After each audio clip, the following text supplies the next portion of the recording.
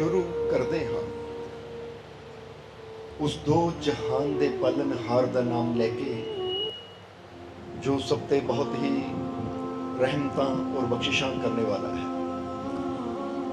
अज दा सत्संग असीं शुरू करिए उस तो पहला अज असीं इस परिवार नूं जिस परिवार की वजह दे नाल सानूं सारिआं नूं अज इस सत्संग का आनंद लैण दा मौका मिलिया है, इस सत्संग च बैठण दा मौका मिलिया है, जिन्हां ने इन्ना सुंदर इंतजाम किया है, सब तो पहला तो असीं अपनी तरफों आई हुई सारी संगत की तरफों ये परिवार के सारे मैंबरां नूं बहुत बहुत बधाई देवांगे।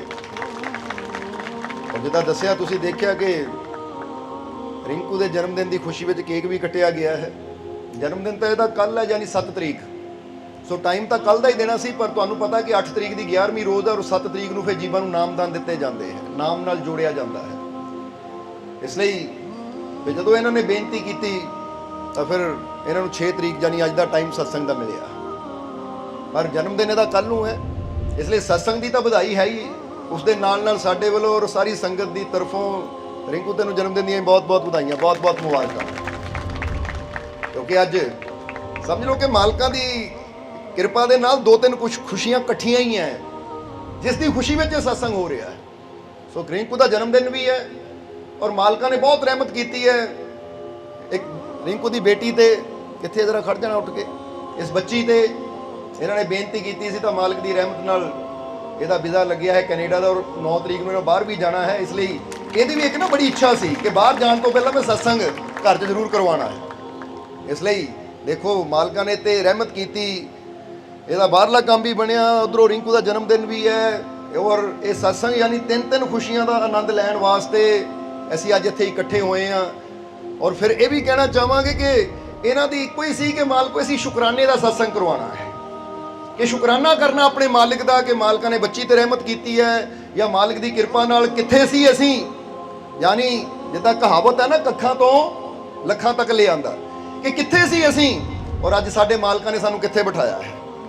और एक गल होर कहांगे कि जिद्दां ही प्यार विश्वास रखोगे तो हाले तो बहुत अगे लैके जाना है, ये तो कुछ भी है नहीं उसके सामने, क्योंकि जिद्दी कि वो रहमत है ना, अगर वो देखा जाए तो जिद्दां हमेशा दस्सिया जाता है कि इंसान उत्थे तक सोच भी नहीं सकता जिथे साडे मालिक सानूं लिजा के खड़ा कर दिंदे हैं। इसलिए अगर इंसान अपने अंदर एक विश्वास एक यकीन रखे तो इन्हां दी सिचुएशन नूं देखदे ना सानूं एक बड़ा प्यारा किस्सा याद आ गया हज़रत निज़ामुद्दीन औलिया और अमीर खुसरो दा। क्योंकि तुहानूं पता ही है कि निज़ामुद्दीन औलिया जिन्हां नूं महबूबे इलाही कहा जाता सी और हज़रत अमीर खुसरो जिहड़े अपने मुर्शद नाल इन्ना इश्क करते सी, इन्नी मुहब्बत करते सी कि अपने मुर्शद की एक जुत्ती की खातर उन्होंने अपने 80 ऊंट जो कि धन दौलत नाल लदे हुए सी वो उस भिखारी नूं दे दित्ते जिहदे कोल मुर्शद की जुत्ती सी। एक किस्सा कई बार सत्संग दस्सिया है, पर इत्थे किस्सा याद आ रहा सानूं उन्हां दा एक बड़ा प्यारा। एक दिन हज़रत निज़ामुद्दीन औलिया बैठे सी, क्योंकि जिस तरह से जिक्र किया ना कि अगर इंसान अपने मुर्शद नाल प्यार करता है, अपने मालिक ते विश्वास रखता है, तो फिर इंसान नूं जीवन च कोई कमी कोई तोट कोई घाट कदी आंदी नहीं है। और जीवन च खुशियां किद्दां आंदियां है, जीवन च सफलता किद्दां आंदी है, ਉਹਦੇ बारे ना ये छोटे ਜਿਹੇ किस्से तो पता लगेगा। एक दिन हज़रत निज़ामुद्दीन औलिया अपने कुछ प्यारिਆਂ ਵਿੱਚ इदां ही बैठे हुए सी और उत्थे हज़रत अमीर खुसरो भी बैठे सी। शाम का समा जो बैठे हुए हैं तो बैठे बैठिया हज़रत निज़ामुद्दीन औलिया ने एक सवाल पूछया अपने प्यारिਆਂ ਨੂੰ। और किहड़ा सवाल पूछया जरा गौर करने वाली गल है। हज़रत निज़ामुद्दीन औलिया ने अपने सेवकां नूं अपने प्यारिਆਂ ਨੂੰ सवाल पूछया कि प्यारिओ दसो कि खुशियां नाल जिंदगी जीण वास्ते किहड़ी चीज़ दा होना जरूरी है। खुशियां नाल जिंदगी जीण वास्ते आनंद नाल जिंदगी जीण वास्ते किहड़ी चीज़ दा होना जरूरी है।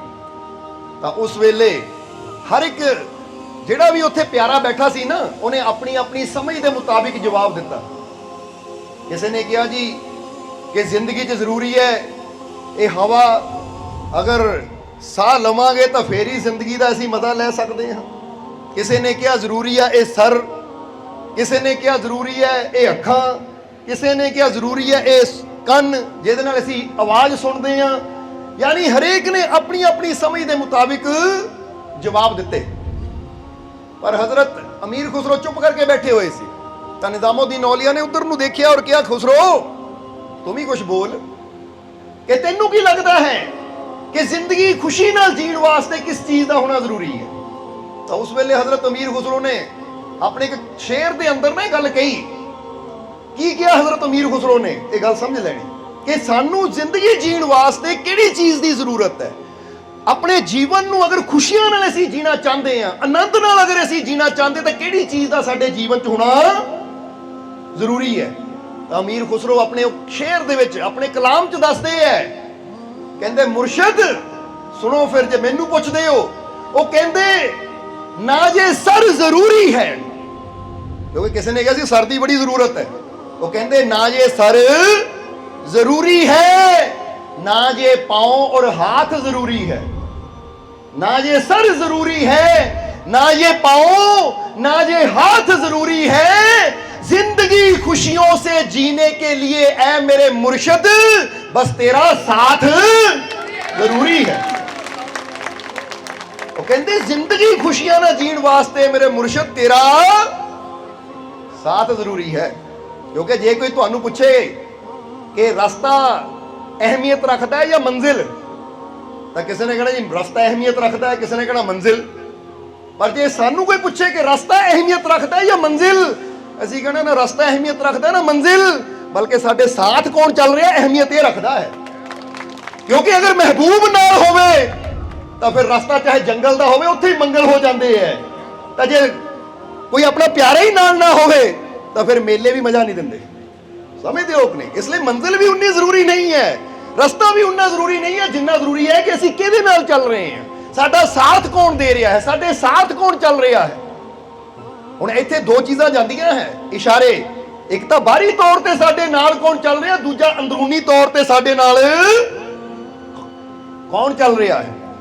हुण तुसीं देखो कोई सुंदर रास्ता भी होवे पर अगर इंसान दे अंदर उहदा डर चल रहा है, ਉਹਦੀਆਂ ਚਿੰਤਾਵਾਂ ਚੱਲ ਰਹੀਆਂ, ਉਹਦੀਆਂ ਟੈਨਸ਼ਨਾਂ ਉਹਦੇ ਨਾਲ ਨਾਲ ਚੱਲ ਰਹੀਆਂ, ਤਾਂ ਉਹ ਸੁੰਦਰ ਤੋਂ ਸੁੰਦਰ ਮਾਰਗ ਦਾ ਮਜ਼ਾ ਵੀ ਨਹੀਂ ਲੈ ਪਾਏਗਾ, ਕਿਉਂਕਿ ਧਿਆਨ ਤਾਂ ਉਹਦਾ ਡਰ ਚਿੰਤਾ 'ਚ ਹੀ ਹੋਏਗਾ।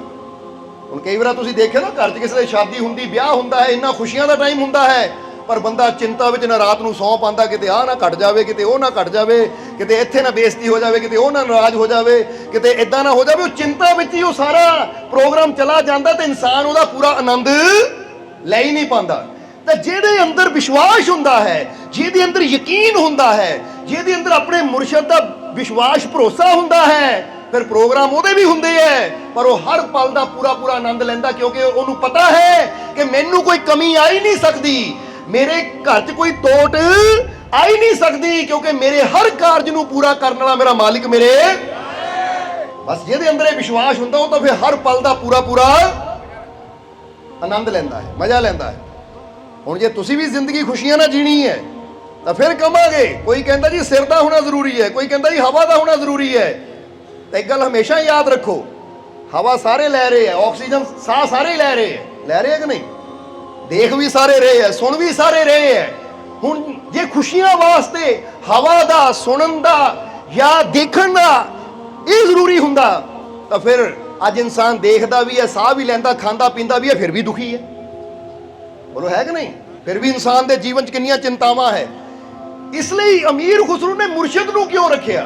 वो कहते इंसान चाहे सिर भी सलामत है, हाथ पैर भी सलामत है, पर अगर इंसान नूं अंदर कोई हिम्मत, हौसला, साहस देने वाला नहीं है, कोई ज्ञान देने वाला नहीं है, कोई जिंदगी नूं जीण दा ढंग देने वाला नहीं है, तो फिर इंसान दे जीवन च दुख ही दुख हुंदे, खुशियां कदी आ ही नहीं सकदियां। बोलो समझदे हो कि नहीं? जिदा हम समझ लो कि असी एक सवाल कई बार पुछी तो इत्थे ही पूछना चाहांगे। हुण फर्ज करो एक नौजवान है, एक नौजवान है, ਉਹਦੇ ਕੋਲ 10 ਮੰਜ਼ਿਲਾ ਘਰ ਹੈ, ਮਹਿਲ ਵਰਗਾ ਉਹਦਾ ਘਰ ਹੈ, ਔਰ ਉਹਦੇ ਘਰ ਦੇ ਵਿੱਚ ਇੰਨੀ ਦੌਲਤ ਹੈ ਕਿ ਸੋਨੇ ਦੀਆਂ ਥਾਲੀਆਂ 'ਚ ਖਾਣਾ ਆਉਂਦਾ ਹੈ, ਸੋਨੇ ਦੀਆਂ ਥਾਲੀਆਂ 'ਚ ਖਾਣਾ ਆਉਂਦਾ ਹੈ, ਨੌਕਰ ਚਾਕਰ ਵੀ ਹੈ, ਸਭ ਕੁਝ ਹੈ, ਪਰ ਉਹ ਨੌਜਵਾਨ ਪਾਗਲ ਹੈ। ਨੌਜਵਾਨ ਕੀ ਹੈ? ਪਾਗਲ ਹੈ, ਜਿਹਨੂੰ ਕੋਈ ਸਮਝ ਹੀ ਨਹੀਂ ਹੈ ਉੱਠਣ ਬੈਠਣ ਦੀ, ਕੱਪੜਾ ਪਾਉਣ ਦੀ। ਜਦੋਂ ਦਿਲ ਕਰਦਾ ਕੱਪੜੇ ਪਾੜ ਦਿੰਦਾ ਹੈ, ਜਦੋਂ ਦਿਲ ਕਰਦਾ ਚੀਜ਼ਾਂ ਭੰਨਣੀਆਂ ਸ਼ੁਰੂ ਕਰ ਦਿੰਦਾ ਹੈ। ਯਾਨੀ ਹੁਣ ਉਹਦੇ ਕੋਲ ਸਭ ਕੁਝ ਹੈ ਪਰ ਇੱਕ ਸਮਝ ਨਹੀਂ ਹੈ, ਜ਼ਿੰਦਗੀ ਜੀਣ ਦਾ ਗਿਆਨ ਨਹੀਂ ਹੈ, ਤਾਂ ਉਹ ਸਭ ਕੁਝ ਹੁੰਦਿਆਂ ਹੋਇਆਂ ਵੀ ਉਹਦਾ ਮਜ਼ਾ ਜਾਂ ਉਹਦਾ ਆਨੰਦ, ਉਹਦਾ ਲਾਭ ਉਹ ਲੈ ਨਹੀਂ ਸਕਦਾ। ਕਿਉਂਕਿ ਕਿਸੇ ਵੀ ਚੀਜ਼ ਦਾ ਲਾਭ ਅਸੀਂ ਉਦੋਂ ਲੈ ਸਕਦੇ ਹਾਂ ਜਦੋਂ ਸਾਡੀ ਬੁੱਧੀ, ਸਾਡੀ ਸਮਝ ਸਹੀ ਹੋਵੇ। ਤਾਂ ਹੀ ਤਾਂ ਅਸੀਂ ਇੱਕ ਗੱਲ ਕਹੀਦੀ ਹੈ ਕਿ ਇਨਸਾਨ ਜੇ ਚਾਹੁੰਦਾ ਨਾ ਮੇਰੇ ਘਰ 'ਚ ਖੁਸ਼ੀ ਆਵੇ, ਤਾਂ ਕਈ ਵਾਰ ਬੰਦਾ ਕਹਿੰਦਾ ਕਿ ਮੇਰੇ ਘਰ 'ਚ ਸੋਫਾ ਸੈੱਟ ਹੋਵੇ ਫਿਰ ਮੈਨੂੰ ਖੁਸ਼ੀ ਮਿਲਣੀ ਹੈ, ਮੇਰੇ ਘਰ 'ਚ ਡਿਨਰ ਸੈੱਟ ਹੋਵੇ ਫਿਰ ਮੈਨੂੰ ਖੁਸ਼ੀ ਮਿਲਣੀ ਹੈ, ਜਾਂ ਮੇਰੇ ਘਰ ਦੇ ਵਿੱਚ ਟੀਵੀ ਸੈੱਟ ਹੋਵੇ ਫਿਰ ਮੈਨੂੰ ਖੁਸ਼ੀ ਮਿਲਣੀ ਹੈ। ਕਹਿੰਦੇ ਜਿੰਨੇ ਮਰਜ਼ੀ ਸੈੱਟ ਰੱਖੀ ਜਾਓ, ਪਰ ਜੇ ਤੁਹਾਡਾ ਮਾਈਂਡ ਹੀ ਸੈੱਟ ਨਹੀਂ ਹੈ, ਮਨ ਹੀ ਸੈੱਟ ਨਹੀਂ ਹੈ, ਤਾਂ ਕਿਸੇ ਚੀਜ਼ ਨੇ ਤੁਹਾਨੂੰ ਖੁਸ਼ੀ ਕਦੀ ਦੇਣੀ ਨਹੀਂ ਹੈ। ਬੇਸ਼ੱਕ ਘਰ ਖਾਲੀ ਹੋਵੇ, ਪਰ ਅਗਰ ਤੁਹਾਡੀ ਬੁੱਧੀ ਸੈੱਟ ਹੈ, ਮਾਈਂਡ ਸੈੱਟ ਹੈ, ਮਨ ਸਹੀ ਜਗ੍ਹਾ ਹੈ, ਤਾਂ ਫਿਰ ਖਾਲੀ ਘਰ ਵੀ ਸਵਰਗ ਦਾ ਨਜ਼ਾਰਾ ਦਿੰਦਾ ਹੈ। ਤਾਂ ਹੀ ਤਾਂ ਗੁਰੂਆਂ, ਰਹਿਬਰਾਂ, ਪੀਰਾਂ, ਫਕੀਰਾਂ ਦੀ ਜ਼ਿੰਦਗੀ ਨੂੰ ਦੇਖੋ, ਕੱਖਾਂ ਦੀਆਂ ਕੁੱਲੀਆਂ 'ਚ ਵੀ ਉਹ ਏਦਾਂ ਆਨੰਦ ਲੈਂਦੇ, ਇੰਨੇ ਪ੍ਰਸੰਨ ਹੈ, ਇੰਨੇ ਖੁਸ਼ ਹੈ ਕਿ ਇਨਸਾਨ ਉਹਨਾਂ ਦੀ ਖੁਸ਼ੀ ਦਾ ਮੁਕਾਬਲਾ ਕਰ ਹੀ ਨਹੀਂ ਸਕਦਾ। ਉਹ ਰਾਜੇ ਮਹਾਰਾਜੇ ਮਹਿਲਾਂ 'ਚ ਰਹਿ ਕੇ ਦੁਖੀ ਹੈ, ਚਿੰਤਿਤ ਹੈ, ਪਰ ਸੰਤ ਫਕੀਰ ਕੱਖਾਂ ਦੀਆਂ ਕੁੱਲੀਆਂ 'ਚ ਬਹਿ ਕੇ ਖੁਸ਼ ਹੈ। ਤਾਂ ਹੀ ਤਾਂ ਮਹਾਤਮਾ ਬੁੱਧ ਦੀ ਗੱਲ ਇੱਥੇ ਯਾਦ ਆ ਗਈ ਕਿ ਜਦੋਂ ਮਹਾਤਮਾ ਬੁੱਧ ਨੂੰ ਉਹ ਗਿਆਨ ਪ੍ਰਾਪਤ ਹੋਇਆ ਨਾ, ਮਹਾਤਮਾ ਬੁੱਧ ਬੈਠੇ ਸੀ, ਜਦੋਂ ਅੰਦਰੋਂ ਸੁਰਤੀ ਜੁੜੀ, ਉਹ ਗਿਆਨ ਪ੍ਰਾਪਤ ਹੋਇਆ, ਤਾਂ ਕਹਿੰਦੇ ਕਈ ਮਹੀਨੇ, ਕਈ ਦਿਨ ਮਹਾਤਮਾ ਬੁੱਧ ਉੱਠੇ ਹੀ ਨਹੀਂ, ਬੈਠੇ ਹੀ ਰਹੇ ਉੱਥੇ। ਤਾਂ ਫਿਰ ਅੰਦਰੋਂ ਰੱਬ ਦੀ ਆਵਾਜ਼ ਆਈ ਕਿ ਬੁੱਧ, ਹੁਣ ਇਸ ਮੰਜ਼ਿਲ ਨੂੰ ਪਾਇਆ ਹੈ ਤਾਂ ਸੰਸਾਰ ਦੀ ਤਰਫ ਚੱਲ, ਸੰਸਾਰ ਦੀ ਤਰਫ ਚੱਲ। ਤਾਂ ਮਹਾਤਮਾ ਬੁੱਧ ਨੇ ਕਿਹਾ ਜੀ ਮੈਨੂੰ ਹੁਣ ਸੰਸਾਰ ਦੀ ਲੋੜ ਨਹੀਂ ਹੈ, ਮੈਨੂੰ ਹੁਣ ਸੰਸਾਰ ਦੀ ਲੋੜ ਨਹੀਂ ਹੈ, ਕਿਉਂਕਿ ਮੈਂ ਆਨੰਦ ਵਿੱਚ ਹਾਂ। ਮੈਂ ਜਿੱਥੇ ਆ, ਪੇੜ ਦੇ ਥੱਲੇ ਬੈਠਾ, ਮੈਂ ਇੱਥੇ ਹੀ ਆਨੰਦ ਵਿੱਚ ਆ। ਕਿਉਂਕਿ ਜਦੋਂ ਮੈਂ ਰਾਜੇ ਦੇ ਮਹਿਲ 'ਚ ਸੀ, ਕਿਉਂਕਿ ਰਾਜਕੁਮਾਰ ਸਿਧਾਰਥ ਹੀ ਬਾਅਦ ਚੋਂ ਬੁੱਧ ਹੋਏ, ਰਾਜੇ ਦੇ ਪੁੱਤਰ ਸੀ ਉਹ ਕਹਿੰਦੇ ਜਦੋਂ ਮੈਂ ਮਹਿਲ 'ਚ ਸੀ ਉਦੋਂ ਮੈਨੂੰ ਤਕਲੀਫ ਸੀ, ਉਦੋਂ ਮੈਂ ਚਿੰਤਿਤ ਸੀ, ਪਰ ਹੁਣ ਮੈਂ ਉਸ ਆਨੰਦ ਨੂੰ ਪਾ ਲਿਆ ਕਿ ਅੱਜ ਇਸ ਧਰਤੀ ਤੇ ਬਹਿ ਕੇ, ਪੇੜ ਦੇ ਥੱਲੇ ਬਹਿ ਕੇ ਮੈਂ ਬੜਾ ਖੁਸ਼ ਹਾਂ। ਇਸ ਲਈ ਹੁਣ ਮੈਂ ਸੰਤੁਸ਼ਟ ਹਾਂ, ਮੈਨੂੰ ਉਸ ਆਨੰਦ ਦੀ ਪ੍ਰਾਪਤੀ ਹੋ ਗਈ ਜੋ ਇਹ ਜੀਵਨ ਦਾ ਮਕਸਦ ਹੈ। ਇਸ ਲਈ ਹੁਣ ਮੈਨੂੰ ਸੰਸਾਰ ਦੀ ਲੋੜ ਨਹੀਂ, ਮੈਂ ਸੰਸਾਰ ਦੀ ਤਰਫ ਨਹੀਂ ਜਾਣਾ। ਜਦੋਂ ਇੰਨੀ ਗੱਲ ਮਹਾਤਮਾ ਬੁੱਧ ਨੇ ਕਹੀ ਨਾ ਅੰਦਰ ਹੀ ਰੱਬ ਨੂੰ, ਤਾਂ ਅੰਦਰੋਂ ਆਵਾਜ਼ ਆਈ, ਉਹ ਬੁੱਧ ਕਿ ਮੈਂ ਇਸ ਲਈ ਤੈਨੂੰ ਕਹਿ ਰਿਹਾ ਸੰਸਾਰ ਦੀ ਤਰਫ ਜਾ, ਕਿਉਂਕਿ ਮੈਨੂੰ ਪਤਾ ਹੈ ਤੈਨੂੰ ਸੰਸਾਰ ਦੀ ਲੋੜ ਨਹੀਂ ਹੈ, ਪਰ ਇਸ ਸੰਸਾਰ ਨੂੰ ਤੇਰੀ ਲੋੜ ਹੈ। ਕਿਉਂਕਿ ਤੂੰ ਤਾਂ ਉਸ ਆਨੰਦ ਨੂੰ ਪਾ ਲਿਆ ਕਿ ਤੈਨੂੰ ਸੰਤੁਸ਼ਟੀ ਹੋ ਗਈ, ਕੋਈ ਇੱਛਾ ਨਹੀਂ ਰਹਿ ਗਈ, ਕੋਈ ਅੰਦਰ ਲੋਭ ਨਹੀਂ ਰਹਿ ਗਿਆ, ਕੋਈ ਅੰਦਰ ਮੰਗ ਨਹੀਂ ਰਹਿ ਗਈ, ਤੂੰ ਤਾਂ ਪੂਰਨ ਹੋ ਗਿਆ। ਪਰ ਹੁਣ ਤੈਨੂੰ ਸੰਸਾਰ ਦੀ ਲੋੜ ਨਹੀਂ ਹੈ, ਪਰ ਜਿਹੜਾ ਆਨੰਦ, ਜਿਹੜੀ ਸ਼ਾਂਤੀ, ਜਿਹੜਾ ਪ੍ਰੇਮ, ਜਿਹੜੀ ਕਰੁਣਾ ਤੇਰੇ ਅੰਦਰ ਹੈ, ਉਹਦੀ ਲੋੜ ਇਸ ਸੰਸਾਰ ਨੂੰ ਹੈ। ਇਸ ਲਈ ਹੁਣ ਤੂੰ ਸੰਸਾਰ ਕੋ ਜਾ, ਤਾਂ ਕਿ ਜਿਹੜਾ ਆਨੰਦ ਤੂੰ ਜਾਣਿਆ ਹੈ, ਜਿਹੜੀ ਸੰਤੁਸ਼ਟੀ ਤੂੰ ਜਾਣੀ ਹੈ, ਉਹ ਸੰਤੁਸ਼ਟੀ ਉਹ ਵੀ ਜਾਣ ਸਕਣ ਜਿਹੜੇ ਦੁਨੀਆ ਮਗਰ ਦੌੜ ਦੌੜ ਕੇ ਆਪਣਾ ਜੀਵਨ, ਆਪਣਾ ਜਨਮ ਵਿਅਰਥ ਗਵਾ ਰਹੇ ਹੈ। ਸਮਝਦੇ ਹੋ ਕਿ ਨਹੀਂ?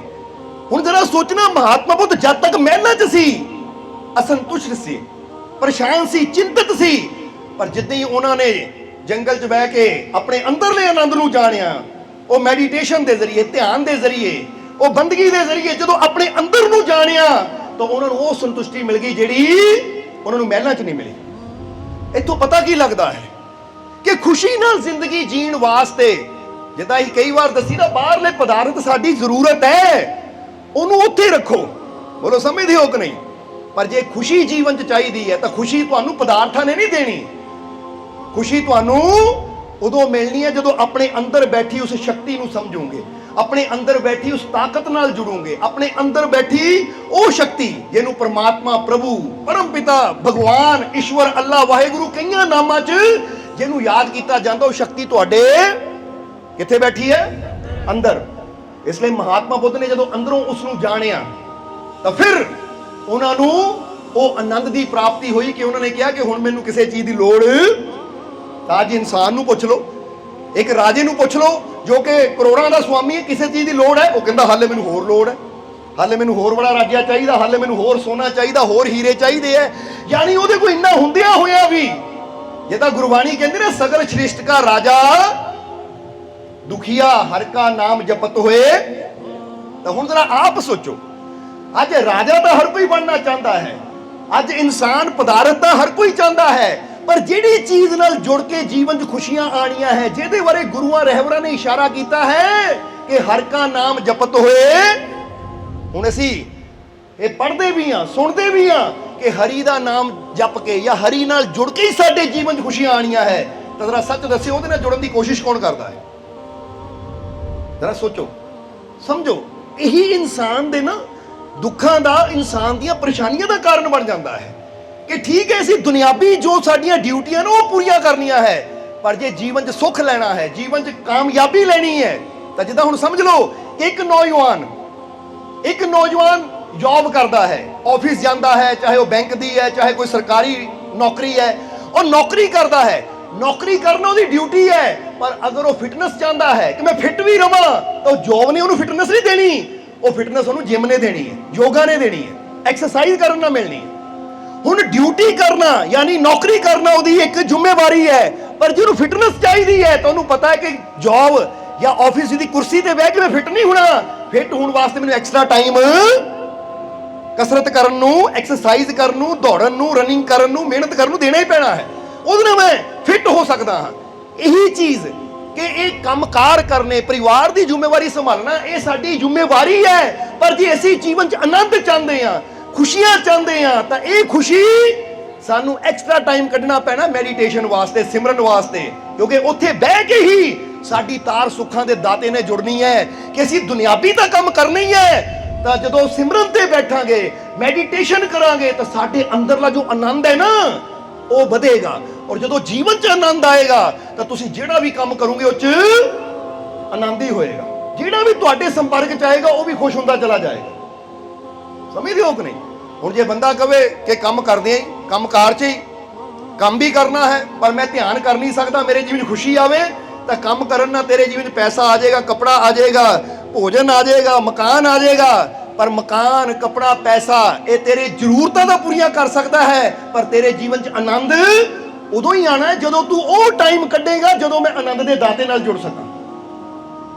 ਇਸ ਲਈ ਜੇ ਜੀਵਨ 'ਚ ਅਸੀਂ ਖੁਸ਼ੀ ਚਾਹੁੰਦੇ ਹਾਂ, ਤਾਂ ਹੁਣ ਗੌਰ ਕਰਨਾ ਕਿ ਤੁਸੀਂ ਜੀਵਨ 'ਚ ਚਾਹੁੰਦੇ ਕੀ ਹੈ।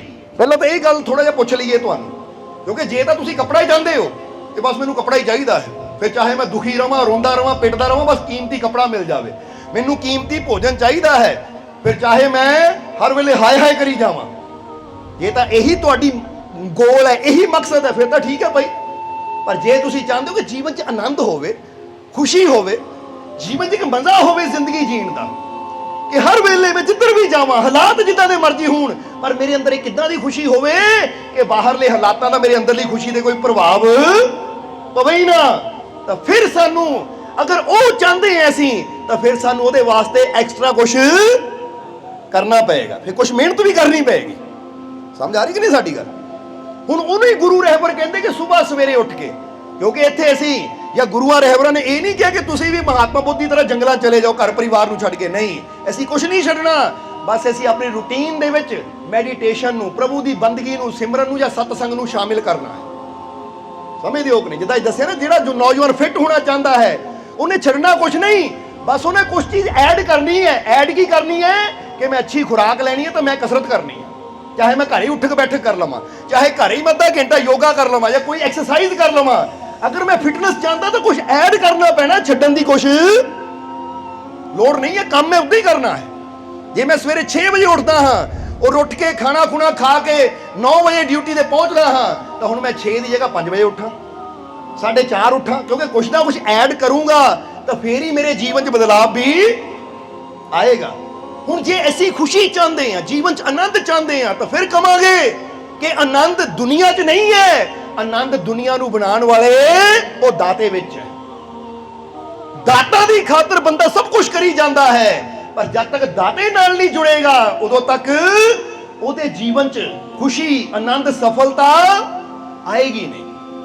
ਇਸ ਲਈ ਅਮੀਰ ਖੁਸਰੋ ਨੇ ਬੜੀ ਪਿਆਰੀ ਗੱਲ ਕਹਿਤੀ कि ना ये सर जरूरी है ना पांव और हाथ जरूरी है, जिंदगी में खुशियों के लिए ऐ मेरे मुर्शद बस एक तेरा, तो कहते तेरा साथ जरूरी है, क्योंकि मुर्शद के साथ नाल की होएगा, जे मुर्शद का साथ मिलेगा तो साडियां बुरियां आदतां छुट जाणगियां, क्योंकि मुर्शद के नाल चलन नाल फिर इंसान नूं मुर्शद सिखांदा की है। मुर्शद का मतलब की हुंदा है, गुरु का मतलब की हुंदा है? गुरु का मतलब जो ज्ञान देवे। और ज्ञान कादा? ज्ञान ये नहीं कि गीता च की लिखिया, कुरान च की लिखिया, ज्ञान ये कि तू अपनी जिंदगी नूं बेस्ट किद्दां बना सकदा है, जिंदगी जीण दी कला की है, तू निराशा तो आशा की तरफ कितना आ सकता है, क्योंकि हिम्मत देना, हौसला देना, साहस देना ना, यही तो मुर्शिद का काम होंदा, जो सानू नैगेटिविटी जो कढ़ के पॉजिटिविटी की तरफ ले आवे। जिदा श्री कृष्ण नू किसी ने पूछा सी कि महाराज वो परमात्मा भगवान कितना मिलता है, कित्थे मिलता है, तो श्री कृष्ण ने बड़ी प्यारी गल कही, ये साडे सारिਆਂ वास्ते बड़ी जरूरी है। श्री कृष्ण ने की किया, जवाब दिता कि ईश्वर को आप पत्थर, लकड़ी या मिट्टी की मूर्ति में नहीं पा सकते। जरा गौर करना, एक कृष्ण का जवाब सी उस इंसान नू जिसने सवाल किया सी कि ईश्वर नू किद्दां पा सकते हैं। वो कहते ईश्वर को आप पत्थर, लकड़ी या मिट्टी की मूर्त में नहीं पा सकते, अपनी सोच को सकारात्मक कीजिए, वो आपको मिल जाएगा। बड़ी प्यारी गल कहती। आजकल के समय अंदर जी साइंस कह रही है ना कि अपनी सोच नू पॉजिटिव रख, अपनी सोच नू अच्छा रख, क्योंकि अज साइंस भी ये चीज़ नू मानती है कि नैगेटिव थॉट का, नैगेटिव सोच का और पॉजिटिव सोच का साडे जीवन ते बड़ा असर पैंदा है। जरा सोच के देखो, फर्ज करो हुणे तुसीं बैठे आ, बैठिया कोई तुहानू फोन कर देवे, ओ भाई तेरा नुकसान हो गया, हालांकि तुसीं देखिया नहीं है, बोलो समझदे हो कि नहीं, पर फिर भी वो सोच तुहाडे तक आई, तुसीं मन च सोच लिया हाय मेरा नुकसान हो गया, तुसीं हुणे रोना शुरू कर देना, हुणे रोना शुरू कर देना है। फिर 10 मिनट बाद फोन आवे, ओ नहीं वो तेरा नहीं होया, मैनूं भुलेखा लग गया, वो तो गुआंढियां दा होया, शुक्र है रब्बा मैं बच गया, नाल ही खुश हो जाना सी। हुण खुशी कित्थे है, गम कित्थे है, साडी सोच विच है। समझदे हो कि नहीं? किसी ने कहता तेरा माड़ा हो गया, दुखी हो गए, किसी ने कहता तेरा चंगा हो गया, खुश हो गए। बोलो समझदे हो कि नहीं? तो जिहड़ा इंसान अपनी सोच नू सकारात्मक रखता है, वो कहता पदार्थ आवे चाहे जावे, पदार्थ दे आण चाहे जाण दा कोई फर्क नहीं पैंदा। जिद्दां ही हजूर गौस दे जीवन दी बड़ी प्यारी इत्थे ये चीज़ नाल जुड़ी ना, बड़ी प्यारी उन्हां दे जीवन दी घटना याद आ गई। एक दिन हजूर बैठे हुए सी, तो एक सेवक ना दौड़ा आया, हजूर इदां ही संगत च बैठे सी, आके हजूर दे कोल आके कहन लगा, हजूर वो अपना एक जहाज गया सी ना, उस समान सी, वो जहाज डुब गया, साडा लखां दा नुकसान हो गया। हजूर मुस्कुराए, कहते कोई गल नहीं। हजूर ने अपना जिक्र शुरू करता, समझा रहे सी, शुरू किया। 15-20 मिनट होए, एक दूसरा सेवादार दौड़ा आया, वो भी आके हजूर नूं कहन लगा, कहता हजूर वो भुलेखा लग गया, अपना जहाज नहीं सी, किसी होर दा सी। हजूर कहते निक्की निक्कियां गल्लां वास्ते अपने मैं यार दा जिक्र कर रहे हैं, अपने मालिक दा जिक्र कर रहे हैं, निक्की निक्कियां गल्लां वास्ते विच आके रोको ना मैनू। वो ये चीज़ां मेरे वास्ते कोई मायने नहीं रखांदियां, मेरे वास्ते मायने रखांदा मेरा यार। जे मेरा यार मेरे नाल है, एक बेड़ा डुबेगा तो हज़ारां ही तार देगा। ये बेड़ियां दी मैं फिक्र की करनी। एक इशारा है सानू सारियां नू कि जे बंदा कहे ना मेरा 10,000 का नुकसान हो गया, 20,000 का नुकसान हो गया, तो मैनू नुकसानां बारे ना दस। जे मेरा यार मेरे नाल है ना, मेरा मालिक मेरे नाल है, वो 10,000 गया 10 लाख दे देगा, क्योंकि देण वाला सलामत चाहिए है। हुण जिहनूं अपने यार नाल प्यार हुंदा, विश्वास हुंदा है कि दाता वो है। दाता कौन है? दाता वो मेरा मालिक है, वो मेरा परमात्मा है, दात देण वाला। तो जे दाता सलामत है तो इदां दी चीज़ां आंदियां जांदियां रहिंदियां, इन्हां दी फिक्र विच मैं अपने यार नूं क्यों भुल्लां, या अपने यार दे नाल जुड़ी तार नूं क्यों तोड़ा, जे चिंता क्यों करा, जद देण वाला मेरे नाल है तो मैनूं कोई चिंता। जिद्दां इत्थे ऐसी एक गल सुनाई दी गुलाब दे पौधे दी, और इत्थे भी सुनाना चाहांगे। एक बार ना एक कहानी सानूं ज्ञान देण वास्ते बनाई गई है कि एक बार एक गुलाब दा पौधा फुੱਲਾਂ नाल भरिया होया सी, लाल लाल गुलाब उत्ते लगे हुए सी, बड़े बड़े गुलाब लगे हुए सी कि एक आदमी आया टोकरी लैके, सामने एक फकीर बैठे सी पेड़ के थले, जो गुलाब के पौधे नूं देख रहे सी कि पौधा कितना सुंदर है, किन्ने सोहने सोहने फुੱਲ इत्ते लगे है। तो फकीर बैठे ना देख रहे हैं कि एक आदमी आया, उन्हें कल्ला कल्ला फुੱਲ तोड़ के टोकरी च पाना शुरू कर दिता। वो फुੱਲ तोड़ता है, टोकरी च रखी जाता है, जिन्ने फुੱਲ लगे हुए सी उस पौधे ते उन्हें सारे फुੱਲ तोड़ के टोकरी च पा ले। जो पौधा खाली हो गया, वो टोकरी लैके चला गया। फकीरां ने देखा कि हुणे 10 मिनट पहला पौधा फुੱਲਾਂ नाल भरिया सी, पर हुण सारा पौधा ही खाली हो गया, सारा पौधा खाली हो गया, सारे फुੱਲ तोड़ के लै गया। वो पर जो पौधे नूं देखिया तो पौधा पहला भी जो फुल लगे सी तां भी झूम रहा है, तो पौधा हुण भी उदां ही झूम रहा है। वो फकीर कहंदे कमाल दी गल है, जो फुल लगे सी उदों भी खुश, वो हुण सारे फुल लैके चला गया। वो आदमी ऐसी तो सोचा सी पौधा दुखी होएगा कि मेरे सारे फुल तोड़ के लै गया, फिर भी खुश है। फकीर कहंदे राज की है खुशी का। फकीर गए उस पौधे दे कोल और जाके पौधे को बह के प्यार नाल उहदे पत्तियां ते हाथ फेर के पुछण लगे कि ऐ गुलाब दे पौधे एक जवाब दे मेरे सवाल का। पौधे चो आवाज आई है फकीर पुछ की तेरा सवाल है। तो उन्होंने कहा मेरे सवाल का जवाब दे कि हुणी थोड़ी देर पहला तू फुल्लां नाल भरिया सी और मैं बैठा देख रहा सी, तू बड़ा खुश सी, पर एक आदमी आया देखद्या देखद्या उन्हें तेरे सारे फुल तोड़ ले, तेनू खाली कर गया। इसलिए तेरी डाली ते एक भी फुल है नहीं, इस पौधे ते एक भी फुल है नहीं, तेनू खाली करके चला गया। पर मैं देख रहा हाँ कि तू दुखी होने की बजाय, परेशान होने की बजाय, रोन की बजाय कि मेरे सारे फुल लै गया, तू फिर खुश है। बस ये तेरी खुशी का राज जानन मैं तेरे को आया कि तेरी खुशी का राज की है। फुल सीगे उदों तू खुश सी, समझ आती कि तेरे को फुल सी, पर हुण फुल चले गए, तू खाली है, फिर भी तू खुश है। इसदा राज की है? तो उसले फुल ने जो जवाब दिता ना, समझ लियो, अगर तुसी ये समझ लिया तो तुहाडी जीवन च भी खुशियां आ जाणगियां। जो पौधे ने जवाब दिता उस फकीर नू की जवाब दिता पौधे ने? जो फकीर ने पूछा कि फुल सीगे उदों तो खुश सी, समझ आती है कि फुल है, पर जो फुल चले गए तू फिर भी खुश है, राज की है? तो फुल ने कहा, पौधे ने कहा, ऐ फकीर मेरी खुशी का राज ये है, तू मैनू देख के दुखी हो रहा कि ये सारे फुल लै गया, ये खाली हो गया। तू मैनू देख के दुखी हो रहा है क्योंकि तेरा ध्यान मेरे फुल्लां ते सी कि पहला फुल लगे सी, पौधा भरिया सी, हुण फुल चले गए, खाली हो गया, कोल कुछ नहीं रहा, इसलिए तू खुश भी सी जो लगे सी, हुण दुखी भी हो गया क्योंकि तेरा ध्यान सी मेरे फुल्लां ते। पर मैं खुश हाँ, क्यों? जो फुल लगे सी उदों भी मैं खुश हाँ, हुण सारे फुल वो आदमी लै गया तां भी मैं खुश हाँ, क्योंकि मेरा ध्यान है फुल्लां ते नहीं, मेरा ध्यान उस जड़ ते है जिथों मैनू जीवन मिलिया है। जिथों मैनू जीवन मिलिया है, जे जड़ सलामत है, इदां दे हज़ारां फुल होर लग जाणगे। जे मैं फुल्लां वल देखा तो फुल आंदे जांदे रहिंदे है, फिर तां आण ते खुशी जाण ते दुख होएगा, पर मैं फुल्लां वल नहीं देखदा क्योंकि फुल एक दात है। वो जड़ जिथों मैनू जीवन मिलिया है वो दाता है।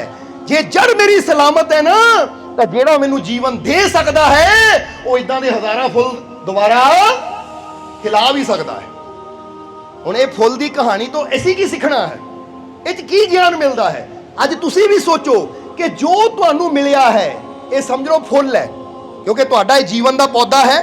ये दातां जो मिलियां, चाहे घर है, चाहे पैसा है, चाहे धियां पुत्तर है, चाहे पदार्थ है, ये फुल है। हुण जिहड़े इंसान का ध्यान दातां की तरफ ही होएगा, फुल्लां की तरफ ही होएगा, उन्होंने सदा चिंता रहेगी, हाय किते कोई दात घट ना जाए, किते कोई चोरी ना हो जाए, किते चली ना जाए। वो हर वेले चिंता करेगा, जे किते घाटा पै गया रो रो के बुरा हाल कर लेगा, क्योंकि उसका ध्यान दातां की तरफ है, उसका ध्यान फुल्लां की तरफ है।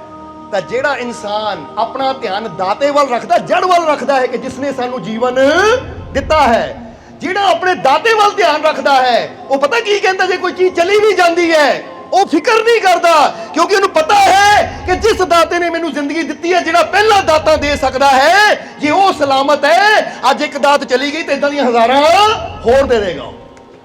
जरा समझना सारिਆਂ ने, सुख का राज, खुशी का राज ही यह है कि चीज नू ना देखो, वो चीज़ां दे मालिक नू देखो, क्योंकि चीज घटती है, वधदी है, आंदी है, जाती है, पर जे देखिए मैनू ये चीज देने वाला मेरा मालिक, क्योंकि किहने दिता सब कुछ। अज तुसी धरती ते बैठे हो, धरती तुसी बनाई है।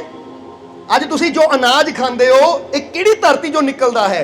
हवा दे विच ऑक्सीजन है और तुसी श्वास लेंदे हो, ये कौन है हवा देने वाला? ये दाता, वो मालिक है, वो परमात्मा प्रभु है।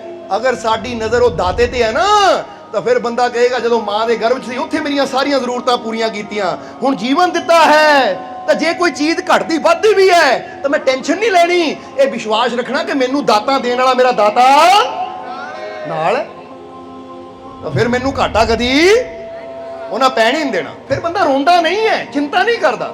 इसलिए फुल वाला ज्ञान अपने अंदर लियाओ, कि ऐ फकीर तेरी नज़र फुल्लां ते सी, फुੱਲ गए तो तू दुखी हो गया, पर मेरी नज़रे फुੱਲ लाण वाले वो दाते ते है जड़, जिथों फुੱਲ मैनू जीवन मिलिया है। ਉਹ ਜੇ ਜੜ ਮੇਰੀ ਸਲਾਮਤ ਹੈ, ਅੱਜ ਇਹ ਫੁੱਲ ਗਏ ਤਾਂ ਦੇਖੀ ਤਾਂ 2-4 ਦਿਨਾਂ 'ਚ ਦੁਬਾਰਾ ਕੁੰਬਲਾ ਫੁੱਟਣਗੀਆਂ, ਦੁਬਾਰਾ ਨਵੇਂ ਫੁੱਲ ਆ ਜਾਣਗੇ। ਪਰ ਉਹਦੇ ਵਾਸਤੇ ਹੁਣ ਜੇ ਸੋਚੋ, ਜੇ ਪੌਦਾ ਸੋਚੇ ਹਾਏ ਮੇਰੇ ਫੁੱਲ ਲੈ ਗਿਆ, ਹੁਣ ਉਹ ਸੋਚ ਕੇ ਆਪ ਹੀ ਸੁੱਕੀ ਜਾਵੇ, ਆਪਣੇ ਆਪ ਨੂੰ ਸੁਕਾਈ ਦੇਵੇ, ਤਾਂ ਦੁਬਾਰਾ ਫੁੱਲ ਕਦੀ ਉੱਤੇ ਖਿਲਣਾ ਹੀ ਨਹੀਂ ਹੈ। ਹੁਣ ਜੇ ਬੰਦੇ ਦੀ ਕੋਈ ਚੀਜ਼ ਚਲੀ ਗਈ, ਨੁਕਸਾਨ ਹੋ ਗਿਆ, ਔਰ ਇਹ ਸੋਚ ਕੇ ਬੰਦਾ ਦਿਲ ਨੂੰ ਫੜ ਕੇ ਬਹਿ ਜਾਵੇ, ਟੈਨਸ਼ਨ ਲੈ ਕੇ ਬਿਮਾਰੀ ਲਾ ਕੇ ਬਹਿ ਜਾਵੇ, ਤਾਂ ਫਿਰ ਜਿਹੜੇ ਆਉਣ ਵਾਲੇ ਸਮੇਂ 'ਚ ਨਵੇਂ ਫੁੱਲ ਖਿਲ ਸਕਦੇ ਐ, ਉਹ ਖਿਲਣ ਦਾ ਮੌਕਾ ਕਦੀ ਕਹਿ ਦਿਓ ਮਿਲਣਾ ਹੀ ਨਹੀਂ ਹੈ। ਬੰਦਾ ਇਹ ਸੋਚੇ ਕਿ ਹੁਣ ਨੁਕਸਾਨ ਹੋ ਗਿਆ ਜਾਂ ਹੁਣ ਆ ਚੀਜ਼ ਚਲੀ ਗਈ, ਕੋਈ ਗੱਲ ਨਹੀਂ, ਬੋਲੋ ਸਮਝਦੇ ਹੋ ਕਿ ਨਹੀਂ? ਉਹ ਕੋਈ ਗੱਲ ਨਹੀਂ।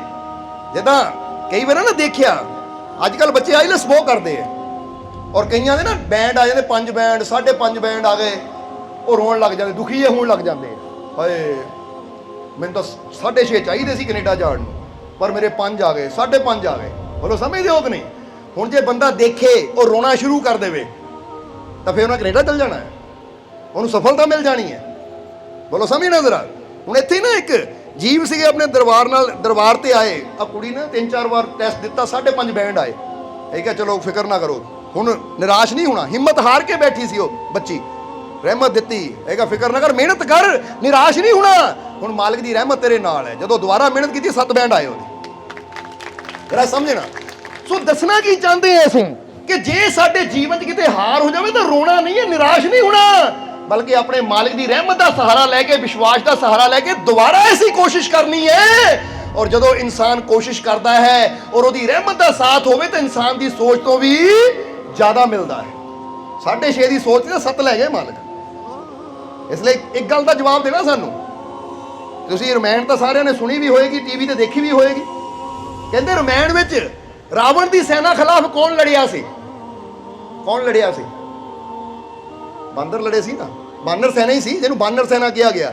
ਇੱਧਰ ਰਿਸ਼ ਸੀ, ਜੰਬੰਤ ਵਰਗੇ ਰਿਸ਼ ਭਾਲੂ ਸੀ, ਬਾਨਰ ਸੀ, ਔਰ ਉਧਰ ਕਿੱਡੇ ਯੋਧਾਂ ਦੀ ਸੈਨਾ। ਹੁਣ ਜ਼ਰਾ ਗੌਰ ਕਰਨਾ, ਇੱਕ ਗੱਲ ਦਾ ਜਵਾਬ ਦੇਣਾ। ਹੁਣ ਫਰਜ਼ ਕਰੋ ਜੰਗਲ ਦੇ ਵਿੱਚ ਇੰਨੇ ਬਾਂਦਰ ਹੈ, ਹੁਣ ਬੰਦੇ ਤਾਂ ਬਾਂਦਰਾਂ ਦੀ ਲੜਾਈ ਹੋ ਜਾਵੇ ਤਾਂ ਕੀ ਉਮੀਦ ਰੱਖਦੇ ਆ ਕਿ ਬਾਂਦਰ ਜਿੱਤ ਜਾਣਗੇ? ਜਿੱਤ ਸਕਦੇ ਆ ਬਾਂਦਰ ਬੰਦੇ ਤੋਂ? ਨਹੀਂ ਜਿੱਤ ਸਕਦੇ ਨਾ। ਪਰ ਉੱਥੇ ਬਾਨਰ ਸੈਨਾ ਦੀ ਜਿੱਤ ਹੋਈ, ਹਾਲਾਂਕਿ ਅੱਗੇ ਕਿੱਡੇ ਕਿੱਡੇ ਵੱਡੇ ਸ਼ੂਰਵੀਰ ਯੋਧਾ ਸੀ ਜਿਨ੍ਹਾਂ ਨੇ ਬੜਾ ਬੜਾ ਤਪ ਕੀਤਾ ਸੀ। ਹੁਣ ਬਾਨਰ ਸੈਨਾ ਵੀ ਜਿੱਤ ਗਈ, ਕਿਉਂ?